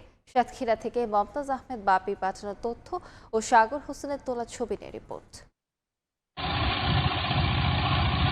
ট্রাক্টর দিয়ে জমি তৈরির পর রোপণ করা হয় ধানের চারা। শীত উপেক্ষা করে দিনভর মাঠে কাজ করছেন কৃষকরা। সাতক্ষীরার 7 উপজেলার প্রত্যন্ত এলাকার নিচু জমিতে ঘের দিয়ে মাছের চাষ করা হয়। নভেম্বর-ডিসেম্বরে ঘেরের মাছ উঠিয়ে সেখানে চলে বোরো ধানের চাষ। তবে শ্রমিকদের মজুরি ও সার বীজের দাম বেড়ে যাওয়ায় বিপাকে কৃষকরা। এর মধ্যে আবার শীতের কুয়াশা পড়ে ধানের চারার পাতা নষ্ট হয়ে যাচ্ছে। এতে ধানের ন্যায্য মূল্য পাওয়া এবং লোকসানের শঙ্কা করছেন কৃষকরা। সারটা যেমন কৃষকের সারের দাম তো এখন সব বেশি, সার তো একটু কম টাম যদি সরকার কিছু কমাইতো তার একটু কৃষক বেচতো। ঘের বাড়ি তো এমনি করবো না, আর লস খেয়ে আমরা আর পারতেছি না। সরকার আমাদের ধান বা বীজ কীটনাশক দিয়ে দেখা যায় সহায়তা করতো, তাহলে চাষিরা লাভবান হতো। যদিও স্থানীয় কৃষি বিভাগ বলছে কুয়াশায় পাতার কোনো ক্ষতি হবে না। এবারও বোরো ধানের উৎপাদনের লক্ষ্যমাত্রা ছাড়িয়ে যাবে। প্রণোদনা দিয়েছি 5,200 জন কৃষককে উঠি এবং 6,000 কৃষককে হাইব্রিড বীজ। আশা করছি যে লক্ষ্যমাত্রার চাইতেও বেশি ধান এবার অর্জন হবে। জেলায় 80,800 হেক্টর জমিতে বোরো ধানের আবাদ করা হয়েছে। সময় সংবাদ, সাতক্ষীরা। এলসির বাইরে 764 কোটি মার্কিন ডলারের ভোগ্যপণ্য, শিল্প যন্ত্রাংশ ও কাঁচামাল আমদানি করা হয়েছে কন্ট্রাক্টের মাধ্যমে। কন্ট্রাক্ট সেলে আমদানি বাড়ানো গেলে নিত্যপণ্যের বাজার দর 10 থেকে 15% কমে আসবে বলছেন ব্যবসায়ীরা। এছাড়া আন্তর্জাতিক ক্রয়াদেশের লিড টাইম পুরো সহায়ক। কন্ট্রাক্ট সেল বাড়ানোর পক্ষে অবস্থান জানিয়ে বাণিজ্যের আড়ালে অর্থ পাচার রোধে কড়াকড়ি থাকবে কেন্দ্রীয় ব্যাংকের। সেলিয়া সুলতানা রিপোর্ট। 2025 জুলাইয়ে 8.55% মূল্যস্ফীতির মধ্যে 1.75%ই ছিল চালের কারণে। চাহিদা আর যোগানের মধ্যে ঘাটতি পূরণের ব্যবধানে এ সময় চালের দাম বাড়ে 10.84%। এর 6 মাস পর রমজানের আগেই একইভাবে বন্দরে পণ্য খালাসে ধীরগতির সুযোগে 1 সপ্তাহের ব্যবধানে নিত্যপণ্যের বাজারে বেড়েছে 3 থেকে 5 টাকা। ভোগ্য ছাড়াও ফিনিশিং পণ্য রপ্তানিতে দেশের উৎপাদন ও শিল্প খাতের অনেকাংশই আমদানি নির্ভর। ফলে লিড টাইম মেনে পণ্য রপ্তানিতে এলসি জটিলতার থেকে বেরিয়ে কন্ট্রাক্টে আমদানির পক্ষে ব্যবসায়ীরা। এলসি তো সে অনেক মান্দাতা আমলের সিস্টেম, ওই সিস্টেম আর হবে না এখন আমাদের মডার্ন পদ্ধতি ইউজ করতে হবে, যেখানে আমাদের ঝামেলা কম, যেখানে সুবিধা আমরা পাবো সেদিকে আমরা যাব। বাংলাদেশ ব্যাংকের তথ্য বলছে 2025-এর অক্টোবর পর্যন্ত 10 মাসে এলসির মাধ্যমে 60 বিলিয়নের বিপরীতে মাত্র 7.64 বিলিয়ন মার্কিন ডলারের ভোগ্য, শিল্প, যন্ত্রাংশ ও কাঁচামাল আমদানি করা হয় কন্ট্রাক্টের মাধ্যমে, যা মাত্র 12.5%। এলসি খুলতে গেলে তখন বলে আপনি এই দেন, তো কোলাটারাল সিকিউরিটি দেন, যদি আপনি টাকা না দেন 9-6 করে আমাদেরকে ফিরিয়ে দেয়। এই নিয়মে যদি আমরা পণ্য আমদানি করতে পারি তাহলে বর্তমানে এই বাজার ব্যবস্থা থেকে অন্তত 10 থেকে 15% নিম্ন দরে ভোক্তার কাছে আমরা এই পণ্য পৌঁছাতে পারবো। শিল্প খাতে গতি আনতে ও ভোগ্যপণ্যের বাজারে নৈরাজ্য বন্ধে কন্ট্রাক্টের মাধ্যমে আমদানি রপ্তানির পক্ষে মন্ত্রণালয়ে নিজেদের মতামত জানিয়েছে বাংলাদেশ ব্যাংক। তবে বাণিজ্যের আড়ালে অর্থ পাচার রোধে জিরো টলারেন্স অবস্থানে কেন্দ্রীয় bank. Bangladesh bank contract based foreign exchange ট্রানজ্যাকশনে বিশ্বাসী না, কথা বলবো না, কিন্তু আমরা যে কোনো ট্রানজ্যাকশনের ক্ষেত্রে মানি লন্ডারিং বিষয়টা যাতে অ্যাড্রেসড হয় সেটার উপর জোর দিতে চাই। ব্যবসায়ীরা নিজেদের সুসম্পর্ক ও বিশ্বাসের ভিত্তিতে শর্ত শিথিল করে পণ্য ক্রয় বিক্রয় করতে পারেন কন্ট্রাক্টের মাধ্যমে। এতে পুরো অর্থ নগদায়ন করে আমদানির বাধ্যবাধকতা না থাকলেও গ্রহণযোগ্য সার্বজনীন আদর্শরূপ বজায় রাখতে হবে ব্যাংক ও ব্যবসায়ীদের, জানিয়েছে কেন্দ্রীয় ব্যাংক। সেলিয়া সুলতানা, সময় সংবাদ, ঢাকা। পথচারীদের নিরাপত্তা ও নির্বিঘ্ন চলাচলে ফুটপাতের রক্ষক মেট্রোপলিটন পুলিশ ও সিটি কর্পোরেশনই এখন ভক্ষকের ভূমিকায়। রাজধানীর একাধিক স্থানে ফুটপাত দখল করে কন্ট্রোল রুম বসিয়েছেন তারা। বাদ যায়নি ওয়াসাও। পাম্প বসিয়ে ফুটপাত দখলে নিয়েছে সংস্থাটি। পথচারীদের ভোগান্তির কথা স্বীকার করলেও নিজেদের প্রয়োজনের কথা তুলে ধরছেন তারা।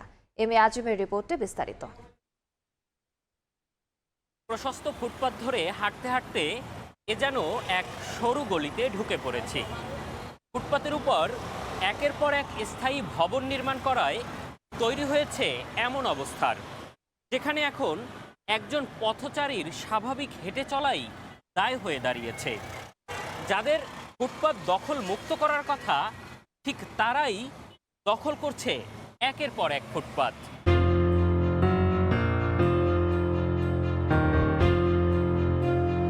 জাহাঙ্গীর গেটের উল্টো পাশের ফুটপাতে প্রথমে বসানো হয়েছে ট্রাফিক পুলিশ বক্স। তার পেছনেই এখন ঢাকা উত্তর সিটি কর্পোরেশন নির্মাণ করেছে সিগন্যাল লাইট কন্ট্রোল রুম। পরপর দুটি স্থাপনা নির্মাণ করায় পথচারী চলাচল এখন বন্ধের পথে। এক পাশ থেকে একজন এলে অপর প্রান্ত থেকে অপেক্ষায় থাকতে হয় ফুটপাতে হাঁটতে। যারা আর কি ট্রাফিক নিয়ন্ত্রণ করে তারাই ফুটপাতের উপরে যে এটা দিয়ে রাখে। সিটি কর্পোরেশনের উচিত ছিল অফিসটা মাঝখানের দিকে একটা দিতে পারতো, কিন্তু তারা দিছে এখানে। বাচ্চা নিয়ে আসতে গিয়ে আমি উজুটকে পড়ে যাচ্ছিলাম, এটা উচিত প্রশস্ত করা। ফুটপাত দখলে পিছিয়ে নেই ঢাকা ওয়াসাও। মৌচাক মোড় সংলগ্ন পানির পাম্পটি স্থাপন করা হয়েছে একদম ফুটপাতের উপরে। পথচারী পারাপারের নির্দেশনাও এখন ওয়াসার সীমানা প্রাচীরে বন্দী। একই অবস্থা ভাসানটেকেও। ফুটপাত দখল করায় রাস্তা দিয়ে হাঁটতে হচ্ছে পথচারীদের। এই ওয়াসার কারণে এখানে ফুটপাতটা করা হয় নাই, এবং এই ওয়াসার কিছু মালামাল এখানে আইনা রাখে। রাস্তাতে আসা যাওয়ার সময় প্রায় অ্যাক্সিডেন্ট হয়, রিস্ক অ্যাক্সিডেন্ট করে, কোনো সময় গাড়িও অ্যাক্সিডেন্ট করে। এখানে অর্ধেকটা রাস্তা ব্লক করে রাখছে, যে জন্য আমরা চলাচল করতে পারি, যে কোনো সময় আমাদের বিপদ হতে পারে। যারা দখল উচ্ছেদ করে পথচারীর জন্য নিরাপদ ফুটপাত নিশ্চিত করবে, তাদেরই এমন দখল কেন জানতে তেজগাঁও ট্রাফিক জোনে গিয়েও মেলেনি বক্তব্য। ক্যামেরার সামনে কথা বলতে রাজি হয়নি ওয়াসা। মুঠোফোনে ওয়াসার জনসংযোগ কর্মকর্তা জানান, ফুটপাতের থেকে মানুষের পানির প্রয়োজনীয়তা বেশি। দখল করে আসলে আমাদের জায়গা সব দখল করা কি অনেক সময় জায়গা কনজেস্টেড কারণে পানি তো জরুরি থাকে হয়তো এরকম। তবে ঢাকা উত্তর সিটি কর্পোরেশন বলছে ঢাকা মেট্রোপলিটন পুলিশ সহ সংশ্লিষ্টদের পরামর্শেই ফুটপাতে কন্ট্রোল রুম বসিয়েছেন তারা। একটা জায়গার জন্য অ্যাকুইজিশন করে ফুটপাত চওড়া অক্ষুণ্ণ রেখে নতুনভাবে জায়গা অ্যাকোয়ার করা, এটা প্রায় 6 মাস থেকে 1 বছর মেয়াদি একটা প্রক্রিয়া। বুয়েট সবচেয়ে কম ক্ষতি করে মানুষের চলাচলের প্রতিবন্ধকতাকে যাতে সবচেয়ে কম হয় সেই জায়গাকে চিহ্নিত করেই এই জায়গাটুকু করা হয়েছে। সড়ক পরিবহন আইন 2018 এর আওতায় পথচারীদের নিরাপত্তা ও নির্বিঘ্নে চলাচলে ফুটপাত দখলমুক্ত রাখার কথা মেট্রোপলিটন পুলিশ ও সিটি কর্পোরেশনের। এম এ আজিম, সময় সংবাদ, ঢাকা। বাগেরহাটের মোল্লাহাটে ভাঙছে খরস্রোতা মধুমতি। গত কয়েক মাসে মাথা গোঁজার ঠাঁই হারিয়েছেন অন্তত 500 পরিবার। নতুন করে বিলীন হওয়ার ঝুঁকিতে তীরবর্তী বসতবাড়ি, ফসলি জমি ও শিক্ষা প্রতিষ্ঠান। স্থানীয়দের অভিযোগ, ভাঙন প্রতিরোধে পানি উন্নয়ন বোর্ড ব্যবস্থা নেওয়ার আশ্বাস দিলেও গত কয়েক বছরেও নেওয়া হয়নি স্থায়ী কোনো উদ্যোগ। আলী আকবর টুটুলের তথ্য ও আমিনুল ইসলামের ছবিতে রিপোর্ট।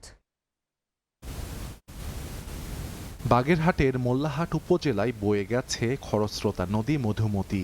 শীত মৌসুমে জোয়ার ভাটাসহ তীব্র স্রোতে সৃষ্টি হয় ভাঙন। গত কয়েক মাসে উপজেলা সদরসহ 3 কিলোমিটার এলাকায় সড়ক, বসতবাড়ি, ফসলি জমি ও শিক্ষা প্রতিষ্ঠান সহ 5 শতাধিক স্থাপনা বিলীন হয়েছে নদীগর্ভে। মাথা গোজার ঠাঁই হারিয়েছে অন্তত 500 পরিবার। নদী ভাঙন আতঙ্ক নিয়েই দিন কাটছে স্থানীয়দের। এজন্য কার্যকরী বাঁধ নির্মাণের দাবি এলাকাবাসীর। ভাঙতে ভাঙতে আমাকে নাই কিছু, কোন জায়গা যাবো, কিভাবে এই জায়গা থাকবো, কিভাবে কি করবো, তাই রাতে দিনই কোনো সময় ঘুম আসে না। যখন আমাদের বাড়িটা ভেঙে গেছে, আমরা ঘর সরানোরও আমাদের ক্ষমতা ছিল না। এখনো যেগুলো আছে অনেক হুমকির মুখে। গত বছর করছে, এবছরে যাবারা বসে গেছে। দিশার আমরা ভূমিহীন, দিন দিন ভূমিহীন হয়ে যাচ্ছি। ভাঙনের ফলে এখান থেকে যাতায়াত কষ্টকর। বাদ পরিস্থিতি নিয়ে আমরা ভয় এবং আতঙ্কের মধ্যে আছি। সরকার আমাদের একটু সাহায্য করতো, আমাদের ভালো হতো। ভাঙনটা ঠেকাবার জন্য একটা নতুন পাইলিংয়ের ব্যবস্থা করা হয় এবং সেটা হবে সিসি ব্লক। প্রায় 20 বছর ধরে মোল্লাহাট উপজেলায় মধুমতির ভাঙন অব্যাহত। অস্থায়ীভাবে ব্যবস্থা নেওয়া হলেও টেকসই হয় না 1 বছরও। আর স্থায়ী বাঁধ তৈরির আশ্বাস দেয়া হলেও তা বাস্তবায়ন হয় না। গারফা বাজার এবং সোনাপুর এলাকা রক্ষার্থে একটি প্রকল্প প্রস্তাবনা প্রস্তুত করা হচ্ছে। আশা করছি প্রকল্পটি অনুমোদিত হলে দ্রুতই এখানে কাজ বাস্তবায়ন করে এই এলাকার ভাঙন রোধ করা সম্ভব হবে। জেলার রামপাল, মোরেলগঞ্জ সদর ও মোংলা সহ 5 উপজেলার 7 কিলোমিটারের বেশি এলাকায় অব্যাহত নদী ভাঙন। সময় সংবাদ, বাগেরহাট। ভোরের সময় ছিল আমার কাছে। পরবর্তী সংবাদগুলো জানাতে সঙ্গে থাকবেন কাজল আব্দুল্লাহ। ধন্যবাদ আলিশা। প্রধান সমুদ্র বন্দর, ভারী শিল্প কারখানা, ইকোনমিক জোন ও 500-র মতো পোশাক কারখানা নিয়ে বন্দরনগরী চট্টগ্রাম। এত অপার সম্ভাবনার পরও নামে মাত্র হলেও প্রকৃতপক্ষে গড়ে ওঠেনি বাণিজ্যিক রাজধানী। পতেঙ্গা থেকে মিরসরাই পর্যন্ত 70 কিলোমিটার বঙ্গোপসাগরের উপকূলে 4টির বেশি নানা জোন হওয়ার কথা, কিন্তু স্বপ্ন অধরা রয়ে গেছে বৈশ্বিক নানা জটিলতায়। রাজস্বয়ে এই নগরীর অবদান 40%। প্রতিদিনই প্রাণহানির ঘটনা ঘটলেও চট্টগ্রাম কক্সবাজার মহাসড়ক 6 লেনে উন্নীত হচ্ছে না। সমৃদ্ধ জনপদের সম্ভাবনা ও সংকটের চিত্র তুলে ধরছেন সহকর্মী শফিকুল আলম। ক্যামেরায় ছিলেন আশরাফুল আলম মামুন।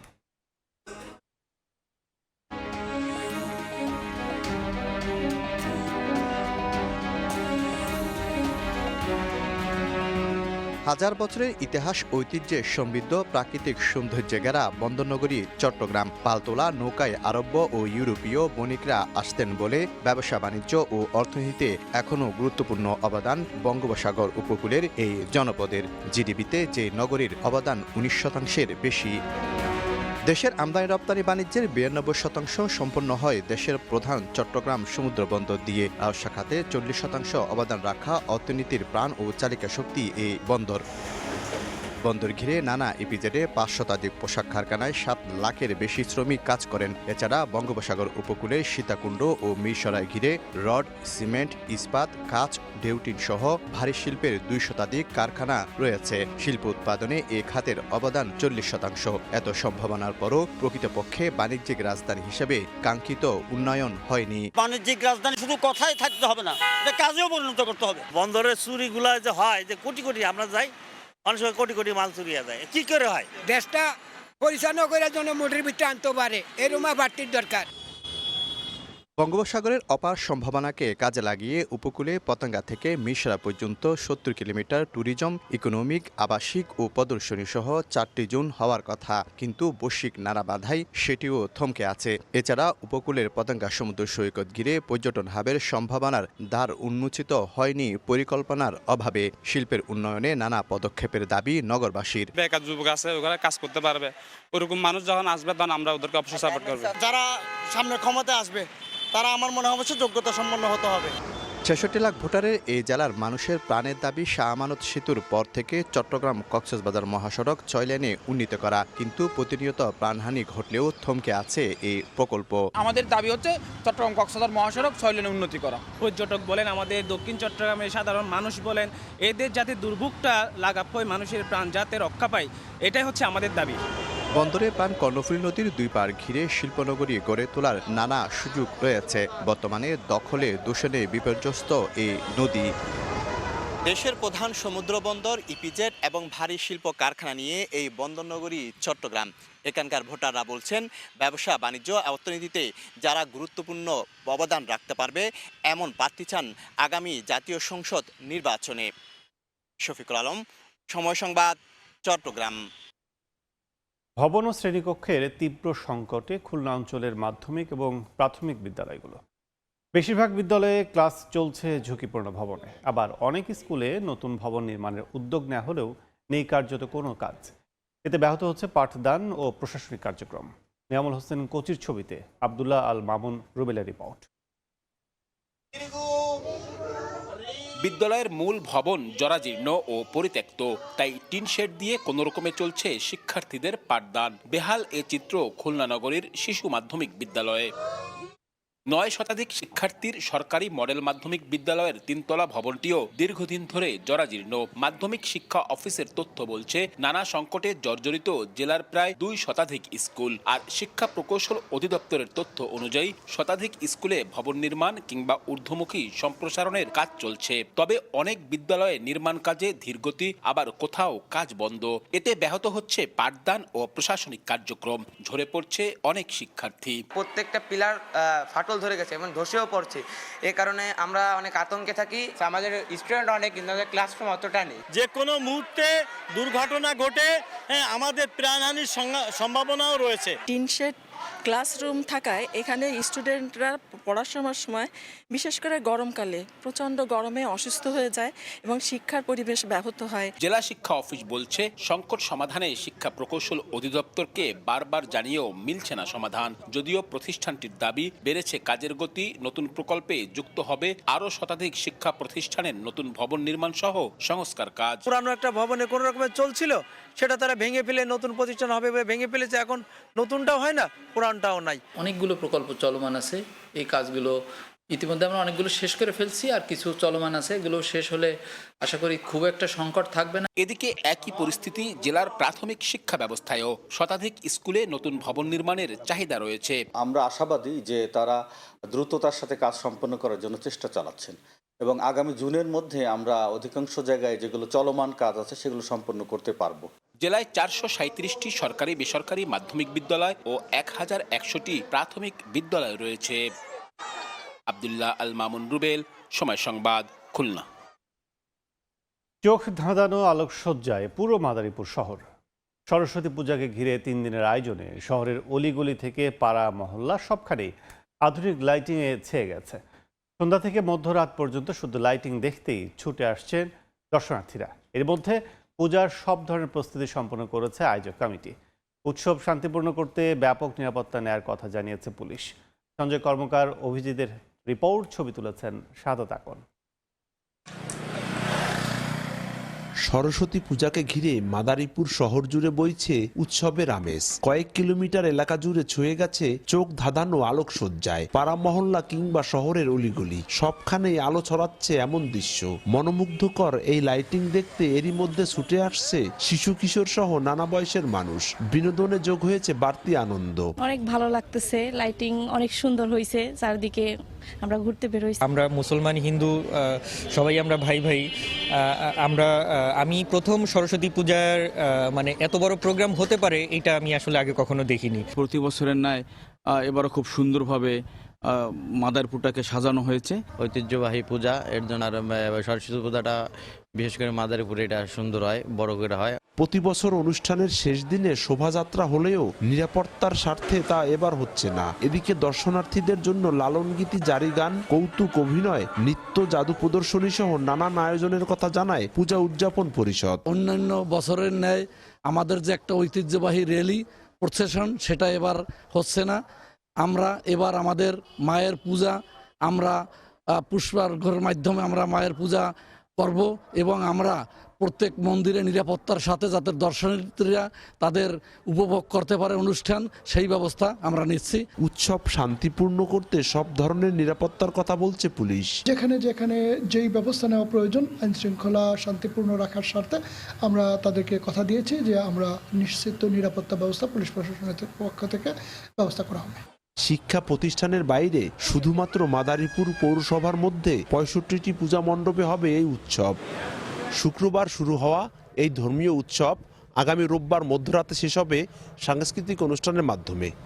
এই অনুষ্ঠান দেখতে বিভিন্ন জেলা থেকে হাজার হাজার দর্শনার্থী প্রতি বছর ছুটে আসেন এখানে। সঞ্জয় কর্মকার, অভিজিৎ, সময় সংবাদ, মাদারীপুর। ফেব্রুয়ারি মাস দেশের ফুলের বাজারে সবচেয়ে বড় মৌসুম।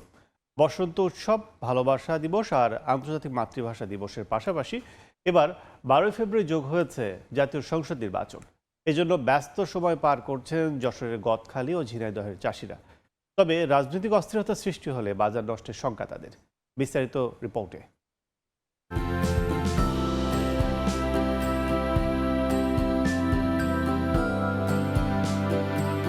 মাঠ জুড়ে নানা রঙের ফুল, চারদিকে গোলাপ, রজনীগন্ধা আর জারবেরার মোমোঘ্রাণ। তবে চাষিদের এবারের ব্যস্ততা অন্য যে কোনো বছরের চেয়ে ভিন্ন, কারণ ক্যালেন্ডারের পাতায় এবার শুধু বসন্ত উৎসব, ভালোবাসা দিবস আর আন্তর্জাতিক মাতৃভাষা দিবস নয়, তার সঙ্গে 12 ফেব্রুয়ারিতে যোগ হয়েছে জাতীয় সংসদ নির্বাচন। আর নির্বাচনের প্রার্থীদের বরণ করা পথসভা এবং বিজয় মিছিলে ফুলের চাহিদা থাকে বেশি। বছরের সবচেয়ে বড় বিপণন মৌসুম সামনে রেখে যশোরের গদখালি ও ঝিনাইদহের চাষিরা এখন ব্যস্ত সময় পার করছেন ফুল চাষে। সবুজ পাতার ফাঁকে মাথা তুলে থাকা ফুলগুলো যেন সৌন্দর্যের প্রতিযোগিতায় মেতে উঠেছে। দাম ভালো পেলে গত বছরের মতো এবারও লাভের আশা চাষিদের। তবে এবার নির্বাচনের প্রভাব পড়তে পারে ফুলের দামে, কেননা রাজনৈতিক অস্থিরতা সৃষ্টি হলে নষ্ট হয়ে যেতে পারে পুরো মৌসুমের বাজার। ফুল মাঠে আছে, যদি দাম হয় ফুলের তাহলে লাভবান হতে পারবা। একটু দাম বেড়েছে, সামনে যদি এরকম দাম থাকে তাহলে হয়তো চাষিটা কিছুটা বাঁচবে। সামনে দিবস আছে, এই দিবসে আমরা ফুলের দাম ভালো পেতে পারি আশা করছি। সামনে যদি নির্বাচন যদি সুস্থ হয় তাহলে আমরা আরো ফুলের দাম পাবো ফেব্রুয়ারিতে। লাভ লস আমাদের তিনটি অনুষ্ঠানে হিসেব থাকে, কিন্তু সামনে কি হবে কি হবে না এটা আমরা খুব দুশ্চিন্তায় আছি।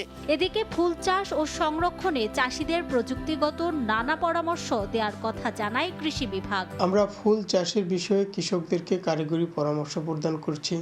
আমরা বিভিন্ন বিষয়ে তাদের মাঠ দিবস এবং প্রশিক্ষণের মাধ্যমে আমরা তাদেরকে পরামর্শ প্রদান করে থাকি যেন ফুলের গুণগত মান ভালো হয় এবং কৃষকরা যেন লাভবান হতে পারে। কৃষি বিভাগের তথ্য মতে যশোরে 641 হেক্টর ও ঝিনাইদহে 489 হেক্টর জমিতে আবাদ করা হয়েছে নানা জাতের ফুল। রিমু সিদ্দিক, সময় সংবাদ। ঝিনাইদহের শহীদ রাষ্ট্রপতি জিয়াউর রহমানের 90তম জন্মবার্ষিকী পালিত হয়েছে। বিকেলে শহরের একটি পার্কে এ উপলক্ষে আলোচনা সভা ও দোয়া মাহফিলের আয়োজন করে ডক্টরস অ্যাসোসিয়েশন অব বাংলাদেশ, ড্যাব। এ সময় বিভিন্ন সরকারি বেসরকারি হাসপাতালের চিকিৎসকেরা দোয়া মাহফিল ও আলোচনা সভায় অংশ নেন। পরে শহীদ রাষ্ট্রপতি জিয়াউর রহমান ও বেগম খালেদা জিয়ার আত্মার মাগফিরাত কামনা করে বিশেষ দোয়া করা হয়। এতে ট্যাবের কেন্দ্রীয় মহাসচিব ডাক্তার জহিরুল ইসলাম শাকিল উপস্থিত ছিলেন। সব জায়গায় আছে। কেউ কিছু বলতে চাও?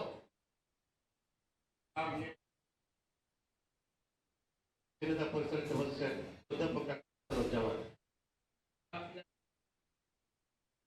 বম সম্প্রদায়ের জীবনমান উন্নয়নে বান্দরবানে নির্মাণ করা হচ্ছে আলা মি তাংলা রিসোর্ট। সেনাবাহিনীর সহযোগিতায় রুমা উপজেলার সুংসুং পাহাড়ে এই রিসোর্ট নির্মাণ হলে সৃষ্টি হবে কর্মসংস্থানের, ফলে খুশি বম সম্প্রদায়ের মানুষ। সোহেল কান্তিনাথের ক্যামেরায় বিস্তারিত জানাচ্ছেন এনে জাকির। দুর্গম পাহাড়ে আশার আলো, ক্ষুদ্র নিগোষ্ঠীর জীবনমান উন্নয়নে রিসোর্ট বানাচ্ছে সেনাবাহিনী। মঙ্গলবার সকালে আনুষ্ঠানিকভাবে বান্দরবানের রুমায় সুংসুং পাড়ায় আলামি তাংলা নামে রিসোর্টের ভিত্তিপ্রস্তর স্থাপন করেন ৬৯ পদাতিক ব্রিগেডের commander brigadier general S M. Rakib Ibne Rezwan. আমরা এখনো চেষ্টা চালিয়ে যাচ্ছি তাদেরকে আর্থিক সহায়তা এবং সেই সাথে যে খাদ্যশস্য সহায়তা এবং বাড়িঘর মেরামতের জন্য যে সমস্ত সহায়তা সবকিছু আমরা প্রদান করেছি। আমরা নিশ্চিত করতে চাই যে বম জনগোষ্ঠী নির্বিঘ্নে এবং শান্তিতে বসবাস করতে পারবে। বম সম্প্রদায়ের জন্য কর্মসংস্থানের ব্যবস্থা করায় খুশি স্থানীয়রা। ২-৩ বছর আগে আমাদের পরিস্থিতি অনেক খারাপ ছিল, সন্ত্রাসীরা ছিল, এখানে আমরা ভালো মতো থাকতে পারি না। এই কটেজের মাধ্যমে এই এলাকার লোকেরা স্বাবলম্বী হয়, এই আশা। যারা এখানে বসবাসরত বিভিন্ন জাতিসত্তায় তাদের টেকসই উন্নয়ন হবে বলে আমি মনে করি। বেশ কয়েক বছর আগে অভাব অনটন আর কেএনএ সন্ত্রাসীদের অস্থিরতায় সুংসুং পাড়া ছেড়ে বম সম্প্রদায়ের বহু পরিবার পাড়ি জমান ভারতের মিজোরামে। বর্তমানে আইনশৃঙ্খলা পরিস্থিতি স্বাভাবিক হওয়ায় নিজ ভূমি সুংসুং পাড়ায় ফিরতে শুরু করেছেন অনেকেই। বর্তমানে সুংসুং পাড়ায় বম সম্প্রদায়ের ২০২টি পরিবারের ৫০৩ জন সদস্য বসবাস করছেন। এন.এ. জাকির, সময় সংবাদ, বান্দরবান। গ্রিনল্যান্ড ইস্যুতে শুল্ক যুদ্ধে দামামা থামিয়ে হঠাৎই সমঝোতার পথে হাঁটলেন মার্কিন প্রেসিডেন্ট ডোনাল্ড ট্রাম্প। ন্যাটো মহাসচিবের সাথে বৈঠকের পর দ্বীপটি নিয়ে ভবিষ্যৎ চুক্তির রূপরেখা তৈরির ঘোষণা দিয়েছেন তিনি। সেই সঙ্গে স্থগিত করেছেন ইউরোপের কয়েকটি দেশের ওপর ১ ফেব্রুয়ারি থেকে কার্যকর হওয়া 10% শুল্ক। ট্রাম্প জানান, গ্রিনল্যান্ডের খনিজ সম্পদ আহরণে যৌথভাবে কাজ করবে যুক্তরাষ্ট্র, ইউরোপ। এর আগে যুক্তরাষ্ট্রের সঙ্গে বাণিজ্য চুক্তি অনুমোদন সংক্রান্ত কার্যক্রম স্থগিতের ঘোষণা দেয় ইউরোপীয় পার্লামেন্ট। গ্রিনল্যান্ড নিয়ে গত কয়েকদিন ধরে যুক্তরাষ্ট্র ও ইউরোপের মধ্যে চলা শ্বাসরুদ্ধকর উত্তেজনা এবার নাটকীয় মোড় নিয়েছে। বুধবার সুইজারল্যান্ডের দাভোসে বিশ্ব অর্থনৈতিক ফোরামে ন্যাটো মহাসচিব মার্ক রুটের সাথে মার্কিন প্রেসিডেন্টের সাইডলাইন বৈঠকের পর ট্রাম্প জানান, গ্রিনল্যান্ড ও আর্কটিক অঞ্চলের নিরাপত্তা নিয়ে একটি ভবিষ্যৎ চুক্তির রূপরেখা বা ফ্রেমওয়ার্ক চূড়ান্ত হয়েছে। এই সমঝোতার ভিত্তিতে 1 ফেব্রুয়ারি থেকে ইউরোপের কয়েকটি দেশের ওপর নির্ধারিত শুল্ক স্থগিত করা হয়েছে বলে ঘোষণা দেন ট্রাম্প। তবে গ্রিনল্যান্ড নিয়ে ঘোষিত এই নতুন সমঝোতাকে কিছুটা জটিল বলেও উল্লেখ করেছেন ট্রাম্প। সিএনবিসিকে দেয়া এক সাক্ষাৎকারে তিনি বলেন, এই চুক্তির আওতায় গ্রিনল্যান্ডে গোল্ডেন ডোম ক্ষেপণাস্ত্র প্রতিরক্ষা ব্যবস্থা এবং সেখানকার খনিজ সম্পদ আহরণে যুক্তরাষ্ট্র ও ইউরোপ যৌথভাবে কাজ করবে। ট্রাম্পের দাবি, এই চুক্তির রূপরেখা এমনভাবে তৈরি করা হচ্ছে যা চিরকাল স্থায়ী হবে। এর আগে অর্থনৈতিক ফোরামে দেয়া ভাষণে ট্রাম্প গ্রিনল্যান্ড ইস্যুতে সুর কিছুটা নরম করে বলেন, দ্বীপটির নিয়ন্ত্রণ নিতে তিনি কোনো সামরিক শক্তি বা বল প্রয়োগ করবেন না।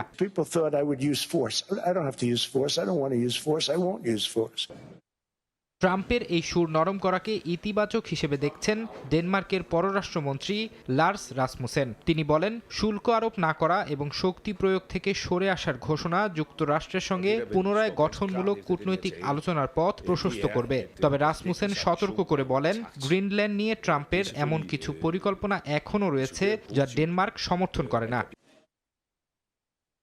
এদিকে ট্রাম্প রুটো বৈঠকের আগে যুক্তরাষ্ট্রের সঙ্গে বাণিজ্য চুক্তি অনুমোদন সংক্রান্ত কার্যক্রম স্থগিতের ঘোষণা দেয় ইউরোপীয় পার্লামেন্ট। মার্কিন প্রেসিডেন্টের গ্রিনল্যান্ড অধিগ্রহণের চেষ্টা এবং এতে আপত্তি জানানো ইউরোপীয় মিত্রদের ওপর শুল্ক আরোপের হুমকির প্রতিবাদে এমন সিদ্ধান্ত নেন ইইউর আইন প্রণেতারা। ফরহাদ চৌধুরী, সময় সংবাদ। গাজার শান্তি পরিষদে যুক্ত হওয়ার ঘোষণা দিয়েছে পাকিস্তান, তুরস্ক, সৌদি আরব সহ 8টি মুসলিম দেশ। উপত্যকায় যুদ্ধবিরতি টিকিয়ে রাখা, অবাধে ত্রাণ প্রবেশ ও স্বাধীন ফিলিস্তিনি রাষ্ট্র গঠনে জোর দিচ্ছে দেশগুলো।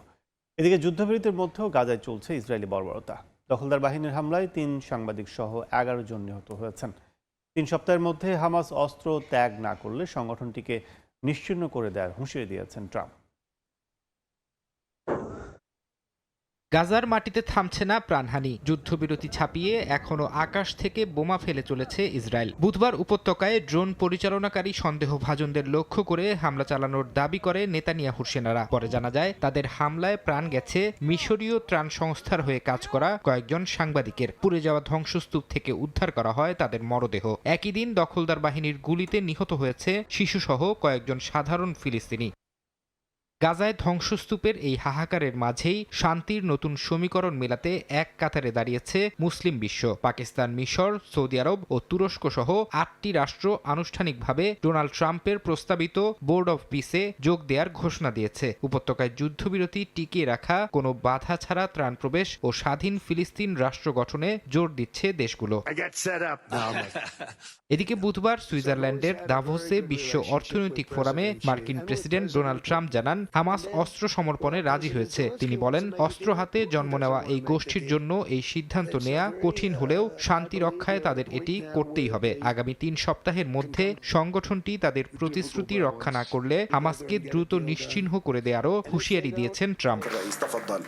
গাজায় শান্তি ফেরাতে ট্রাম্পের প্রচেষ্টাকে ঐতিহাসিক বলে অভিহিত করেছেন মিশরের প্রেসিডেন্ট আল সিসি। ফিলিস্তিন ইস্যুটি মধ্যপ্রাচ্যের অগ্রাধিকারের তালিকায় সবার ওপরে থাকা উচিত বলেও মন্তব্য তার। মিশরের প্রেসিডেন্ট বলেন, ফিলিস্তিন রাষ্ট্র গঠনই হলো এই অঞ্চলে স্থিতিশীলতা আনার মূল চাবিকাঠি। অন্যদিকে ফিলিস্তিনি কর্তৃপক্ষের প্রধানমন্ত্রী গাজায় ত্রাণ ও অস্থায়ী আবাসন নিশ্চিত করার উপর জোর দিয়েছেন। একই সঙ্গে তিনি পিস অফ বোর্ডের সঙ্গে কাজ করার ইচ্ছার কথাও জানিয়েছেন।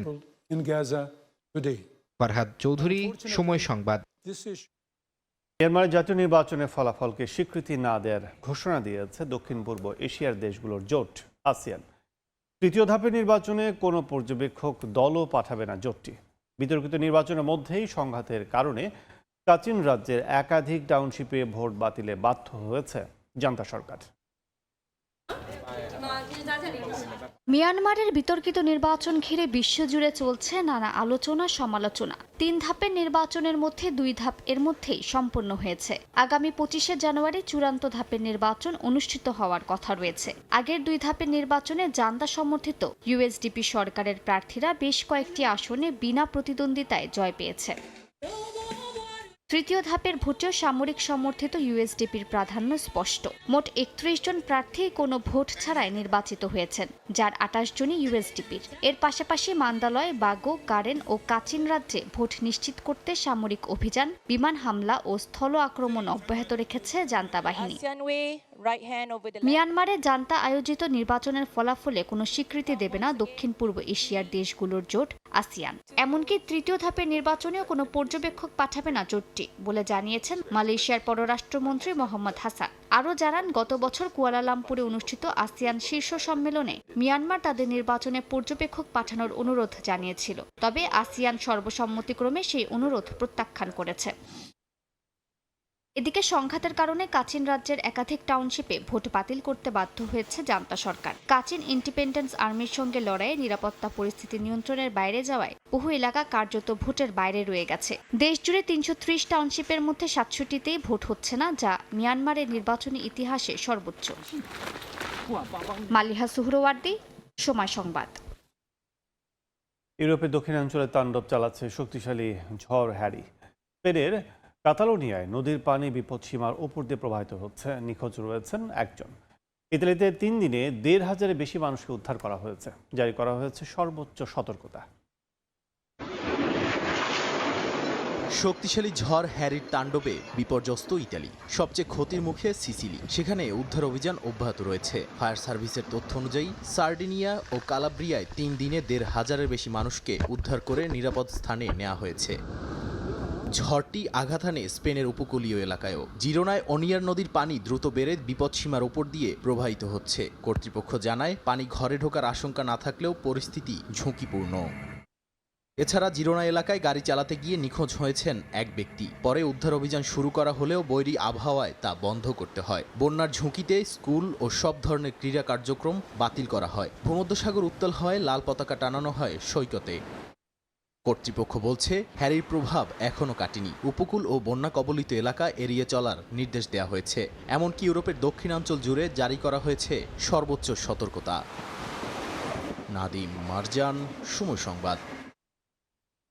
আরও থাকছে বিশ্বকাপ ইস্যুতে মিরাকলের অপেক্ষায় বিসিবি। পূর্ণ সদস্যদের ভোটাভুটিতে হারল 14-2 ব্যবধানে। খেলতে হলে যেতে হবে ভারতেই, জানালো আইসিসি। 24 ঘন্টার প্রবাসী বাংলাদেশের সংগঠন উত্তর আমেরিকার বেঙ্গল কনফারেন্স NAVC-র এবারের বঙ্গল সম্মেলন হতে যাচ্ছে যুক্তরাষ্ট্রের নিউ ইয়র্কে। যুক্তরাষ্ট্র ও কানাডার বসবাসরত প্রবাসী বাংলাদেশি ও ভারতীয় বাঙালিদের এই আয়োজনে এবার যোগ দেবেন বিখ্যাত সঙ্গীত শিল্পী কুমার শানু সহ একাধিক শিল্পী। 3 দিনের এই আয়োজন শুরু হবে আগামী 4 জুলাই। কলকাতায় আয়োজিত এক অনুষ্ঠানে এই তথ্য জানান আয়োজকরা। বিস্তারিত জানাচ্ছেন সুব্রত আচার্য, ছবি তুলেছেন বিশ্বজিৎ দাস। 1981 সালে গঠিত হয় প্রবাসী বাঙালিদের সংগঠন উত্তর আমেরিকার বেঙ্গল কনফারেন্স NABC। এরপর থেকে প্রতি বছর নিয়ম করে বঙ্গ সম্মেলনের আয়োজন করে আসছে সংস্থাটি। এর মধ্য দিয়েই প্রবাসে বসবাসরত ভারত ও বাংলাদেশের বাঙালিরা নিজেদের বাঙালিয়ানা বাংলা ভাষা, সংস্কৃতি ও ঐতিহ্যকে তুলে ধরার প্রয়াসে সামিল হন। বিদেশের মাটিতে বসবাসরত প্রবাসী বাঙালিদের এক ছাতার নিচে নিয়ম করে একত্রিত করা নিঃসন্দেহে বড় চ্যালেঞ্জ। তা সত্ত্বেও প্রবাসে থাকা বাঙালিরা এই আয়োজনে বড় অংশীদার বলেই মত সংশ্লিষ্টদের। বাঙালি হিসেবে সারা পৃথিবীতে যে আমাদের সংস্কৃতিটা, যেটা সত্যি কোনো ডিভাইড করা যাবে না, আমাদের কোনো বিভেদ রেখা নেই। বাঙালিদের এরকম একটা মেকা বলতে গেলে নর্থ, যেটা আমাদের NABC এভরি ইয়ার হয় কোনো না কোনো শহরে, USA বা কানাডাতে, কিন্তু এতটা বাঙালিয়ানা ওখানে না গেলে হয়তো আমিও আজকে ফ্লুয়েন্ট বাংলায় কথা বলতে পারতাম না। এক অপরকে এত ভালোভাবে দেখি, আর কখনো কোনো তফাৎ থাকে না কি কে বাংলাদেশ থেকে কে ইন্ডিয়া থেকে, আমরা জানি শুধু বাঙালি। বুধবার স্থানীয় সময় রাতে কলকাতায় আয়োজিত বঙ্গ সম্মেলনের কিক অফ পার্টিতে যোগ দিয়েছিলেন যুক্তরাষ্ট্র ও কানাডায় বসবাসরত ভারত ও বাংলাদেশের প্রবাসীরা। উপস্থিত ছিলেন কলকাতার চলচ্চিত্র শিল্পী, ব্যবসায়ী ও গণমাধ্যমের প্রতিনিধিরাও। আমরা আসি পুরনো স্মৃতি নিয়ে, বাংলা ভাষা, বাংলা মাটির সঙ্গে সম্পর্কটা যেন বেঁচে থাকে এবং আমাদের সামনের প্রজন্মের, আমাদের ছেলে মেয়েদেরকেও সেই বাংলার ভালোবাসাটা ওদেরকে ছুঁয়ে দেওয়ার আমরা চেষ্টা করছি। বিভিন্ন জায়গার বাঙালিরা আসে ওই সময় এই বঙ্গ সম্মেলনে। এটা হচ্ছে 3 দিনের এক আড্ডা মারার জায়গা, বাঙালিদের যেটা সব থেকে প্রাণের ব্যাপার। এটাই হচ্ছে আমাদের উদ্দেশ্য এবং তার সাথেই বাংলা ভাষাকে, বাংলার সংস্কৃতিটিকে তুলে ধরা সবার কাছে, এটাই আমাদের উদ্দেশ্য। 3 দিনব্যাপী এবারের বঙ্গ সম্মেলন আগামী 4 জুলাই শুরু হবে যুক্তরাষ্ট্রের নিউ ইয়র্ক শহরে। সুব্রত আচার্য, সময় সংবাদ, কলকাতা। প্রায় 15 বছর পর বিশ্বের সবচেয়ে বড় পারমাণবিক বিদ্যুৎ কেন্দ্রের একটি চুল্লি পুনরায় চালু করেছে জাপান। ফুকুশিমার দুর্ঘটনার পর পারমাণবিক শক্তিতে অর্জনের পথে এটিকে গুরুত্বপূর্ণ পদক্ষেপ হিসেবে দেখছে টোকিও। স্থানীয় সময় বুধবার টোকিওর কাশিও আজাকি পারমাণবিক বিদ্যুৎ কেন্দ্রের 6 নম্বর চুল্লি পুনরায় চালু করা হয়। একদিন আগে অ্যালার্ম ত্রুটির কারণে কার্যক্রম পিছিয়ে যায়। আগামী মাসে এটি বাণিজ্যিকভাবে বিদ্যুৎ উৎপাদন শুরু করবে বলে জানানো হয়েছে।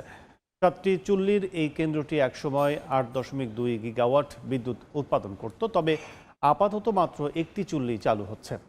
2011 সালের ফুকুশিমা পারমাণবিক বিপর্যয়ের পর জাপান সব রিঅ্যাক্টর বন্ধ করে দেয়। ভেন্যু পরিবর্তন হচ্ছে না। বিশ্বকাপ খেলতে ভারতে না গেলে বাংলাদেশের বিকল্প দল নেবে আইসিসি। বুধবার অনুষ্ঠিত ভার্চুয়াল বৈঠকে পূর্ণ সদস্য দেশগুলোর ভোটাভুটির পর এমন সিদ্ধান্ত নেয় বিশ্ব ক্রিকেটের নিয়ন্ত্রক সংস্থা। বিসিবির সিদ্ধান্ত পরিবর্তনে মাত্র 1 দিনের সময় বেঁধে দিয়েছে আইসিসি। এতে টাইগারদের বিশ্বকাপ খেলার সম্ভাবনা অনেকাংশেই শেষ হয়ে গেল। নানান জল্পনা কল্পনা আর গুঞ্জনের অবসান। বিশ্বকাপ খেলতে ভারতেই যেতে হবে বাংলাদেশ ক্রিকেট দলকে। বুধবার আইসিসি প্রতিনিধি দলের সঙ্গে ভার্চুয়াল বৈঠকে বসে পূর্ণ সদস্য দেশগুলোর সদস্যরা ছিল 2 সহযোগী দেশও, যেখানে পিসিবির প্রতিনিধিত্ব করেন সভাপতি আমিনুল ইসলাম। ভারত বিশ্বকাপে বাংলাদেশের না যাওয়ার সিদ্ধান্তের ওপর ভোট করে আইসিসি। বড় ব্যবধানে যে ভোটাভুটিতে হেরে গেছে বিসিবি। বেশ কিছু গণমাধ্যমের দাবি, পাকিস্তান বাদে কাউকেই পাশে পায়নি বাংলাদেশ ক্রিকেট বোর্ড। ভেন্যু পরিবর্তন না করে বাংলাদেশের বিকল্প দল নেয়ার পক্ষে ভোট দিয়েছে প্রায় সব দেশ। তাতে চাপটা এখন বিসিবির ওপরেই। সরকারের সঙ্গে কথা বলে আগামী 24 ঘন্টার মধ্যে নিজেদের সিদ্ধান্ত জানাতে বলেছে আইসিসি। নিজেদের সিদ্ধান্তে অনড় থাকলে গ্রুপ সিতে বাংলাদেশের পরিবর্তে নতুন দল অন্তর্ভুক্ত করবে ক্রিকেটের সর্বোচ্চ নিয়ন্ত্রকরা। আর তাতে সবচেয়ে এগিয়ে স্কটল্যান্ড। ইউরোপীয় অঞ্চল থেকে বাছাই পর্ব উতরাতে না পারলেও র্যাঙ্কিংয়ে সবচেয়ে এগিয়ে স্কটিশরা। বাংলাদেশের বিকল্প হিসেবে তারাই পেতে পারে টি-20 বিশ্বকাপের টিকিট। এদিনই এক আনুষ্ঠানিক বিবৃতিতে বাংলাদেশের অভিযোগের প্রেক্ষিতে নিজেদের অবস্থান স্পষ্ট করে আইসিসি, যেখানে ভারতের কোনো ভেন্যুতে বাংলাদেশি খেলোয়াড়, সমর্থক কিংবা গণমাধ্যম কর্মীদের জন্য নিরাপত্তা সংকট দেখছে না বলে উল্লেখ করে এই সংগঠনটি। এমন সিদ্ধান্তে পৌঁছাতে স্বাধীন নিরাপত্তা পর্যালোচনা করেছে আইসিসি। চিঠিতে আরও উল্লেখ করা হয়, বড় ধরনের নিরাপত্তা সংকট ছাড়াই ভেন্যু পরিবর্তন করে দেওয়ার সিদ্ধান্ত আইসিসির নিরপেক্ষতাকে প্রশ্নবিদ্ধ করবে। পাশাপাশি অন্য দলগুলোর জন্যেও এমন দৃষ্টান্ত বাজে উদাহরণের সৃষ্টি করবে বলে দাবি করেছে আইসিসি। সাব্বির মিথুন, সময় সংবাদ। মিরাকলের অপেক্ষায় বাংলাদেশ ক্রিকেট বোর্ড। আইসিসির আলটিমেটাম নিয়ে ইতিমধ্যে অন্তর্বর্তী সরকারের যুব ও ক্রীড়া মন্ত্রণালয়ের উপদেষ্টার সঙ্গে আলোচনা করেছেন বিসিবি বস আমিনুল ইসলাম বুলবুল। বুধবার সন্ধ্যায় আইসিসি বৈঠকে উন্মুক্ত ভোটাভুটিতে হেরে যাওয়ার পরপরই মন খারাপ করে ক্রিকেট বোর্ড ছাড়েন বুলবুল। এ সময় তার সঙ্গে আরও 2 পরিচালক আসিফ আকবর এবং এম নজবুল ইসলামকেও দেখা যায় হন্তদন্ত হয়ে বেরিয়ে পড়তে। পরে জানা যায় ক্রীড়া উপদেষ্টা আসিফ নজরুলের সঙ্গে আলোচনা করতে গেছেন তিনি। উপদেষ্টার বাসায় বুলবুলের সঙ্গে ছিলেন 2 সহসভাপতি ফারুক আহমেদ, শাখাওয়াত হোসেন, ক্রিক অফ চেয়ারম্যান নজবুল আবেদিন ফাহিম এবং প্রধান নির্বাহী নিজামুদ্দিন চৌধুরী সুজন। দীর্ঘক্ষণ আলোচনা হলেও কোনো সিদ্ধান্তে পৌঁছাতে পারেনি তারা। আজ উপদেষ্টা পরিষদের বৈঠকে বিষয়টি নিয়ে প্রধান উপদেষ্টার সঙ্গে আলোচনার পরই জানা যাবে বাংলাদেশের বিশ্বকাপ ভবিষ্যৎ।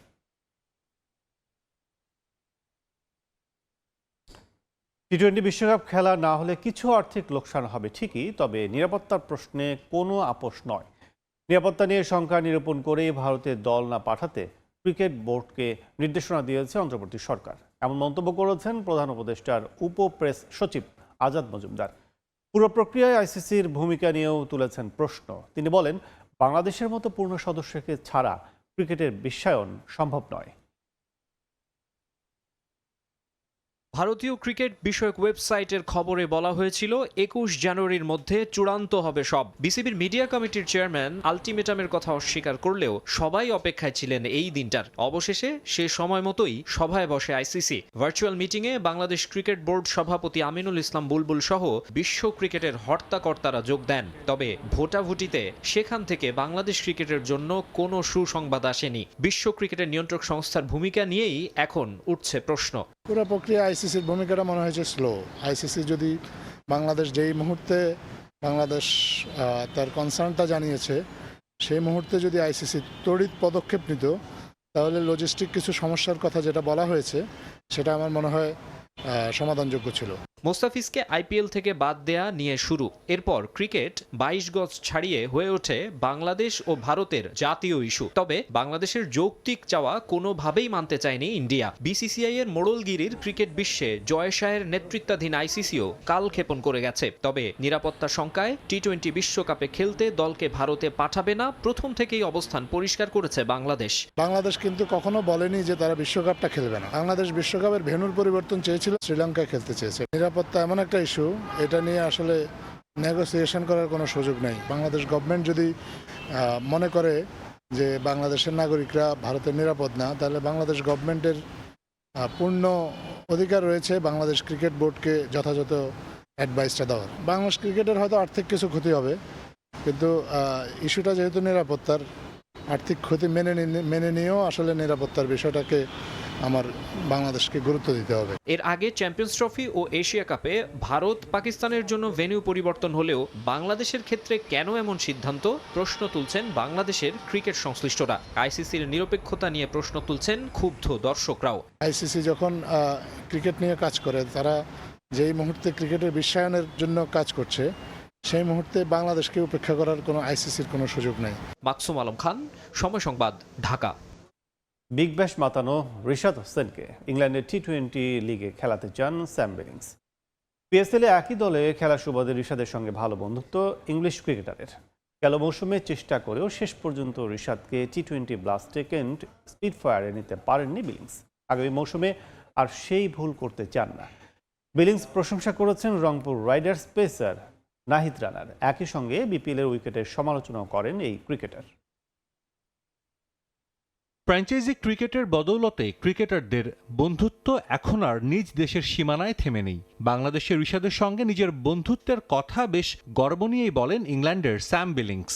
পাকিস্তান সুপার লিগে খেলার সুবাদে ভালো বন্ধুত্ব দুজনের।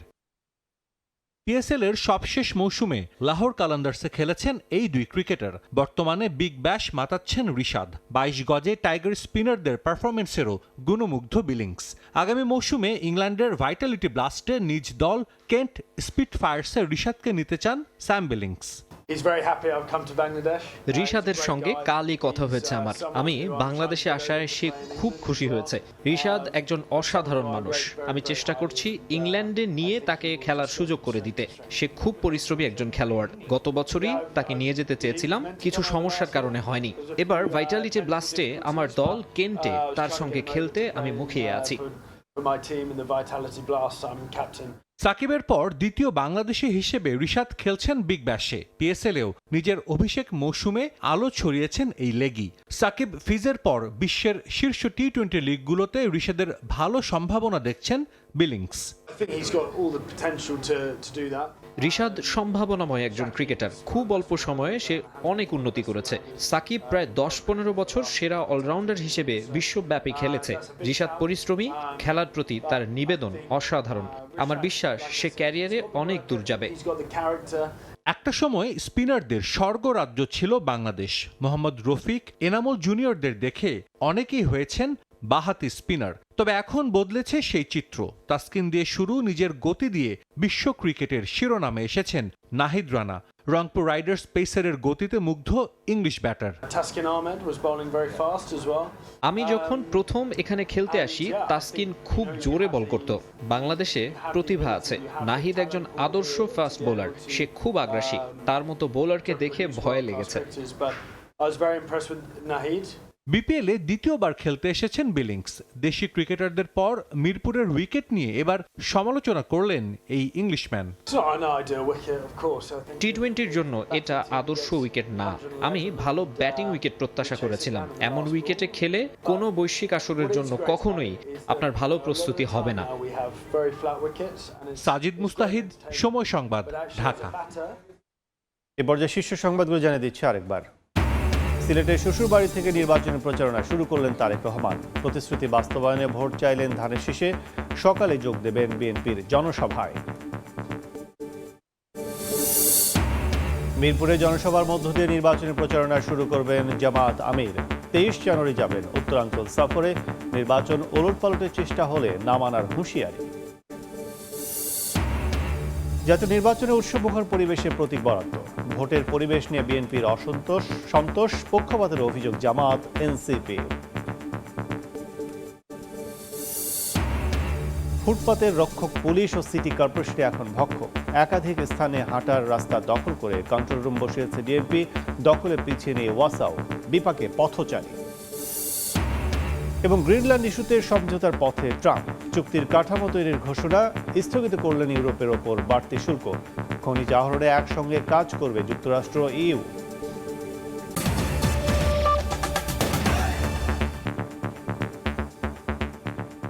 এই ছিল ভোরের সময়। সকালের সময় সঙ্গে থাকবেন আলিশা ইসলাম।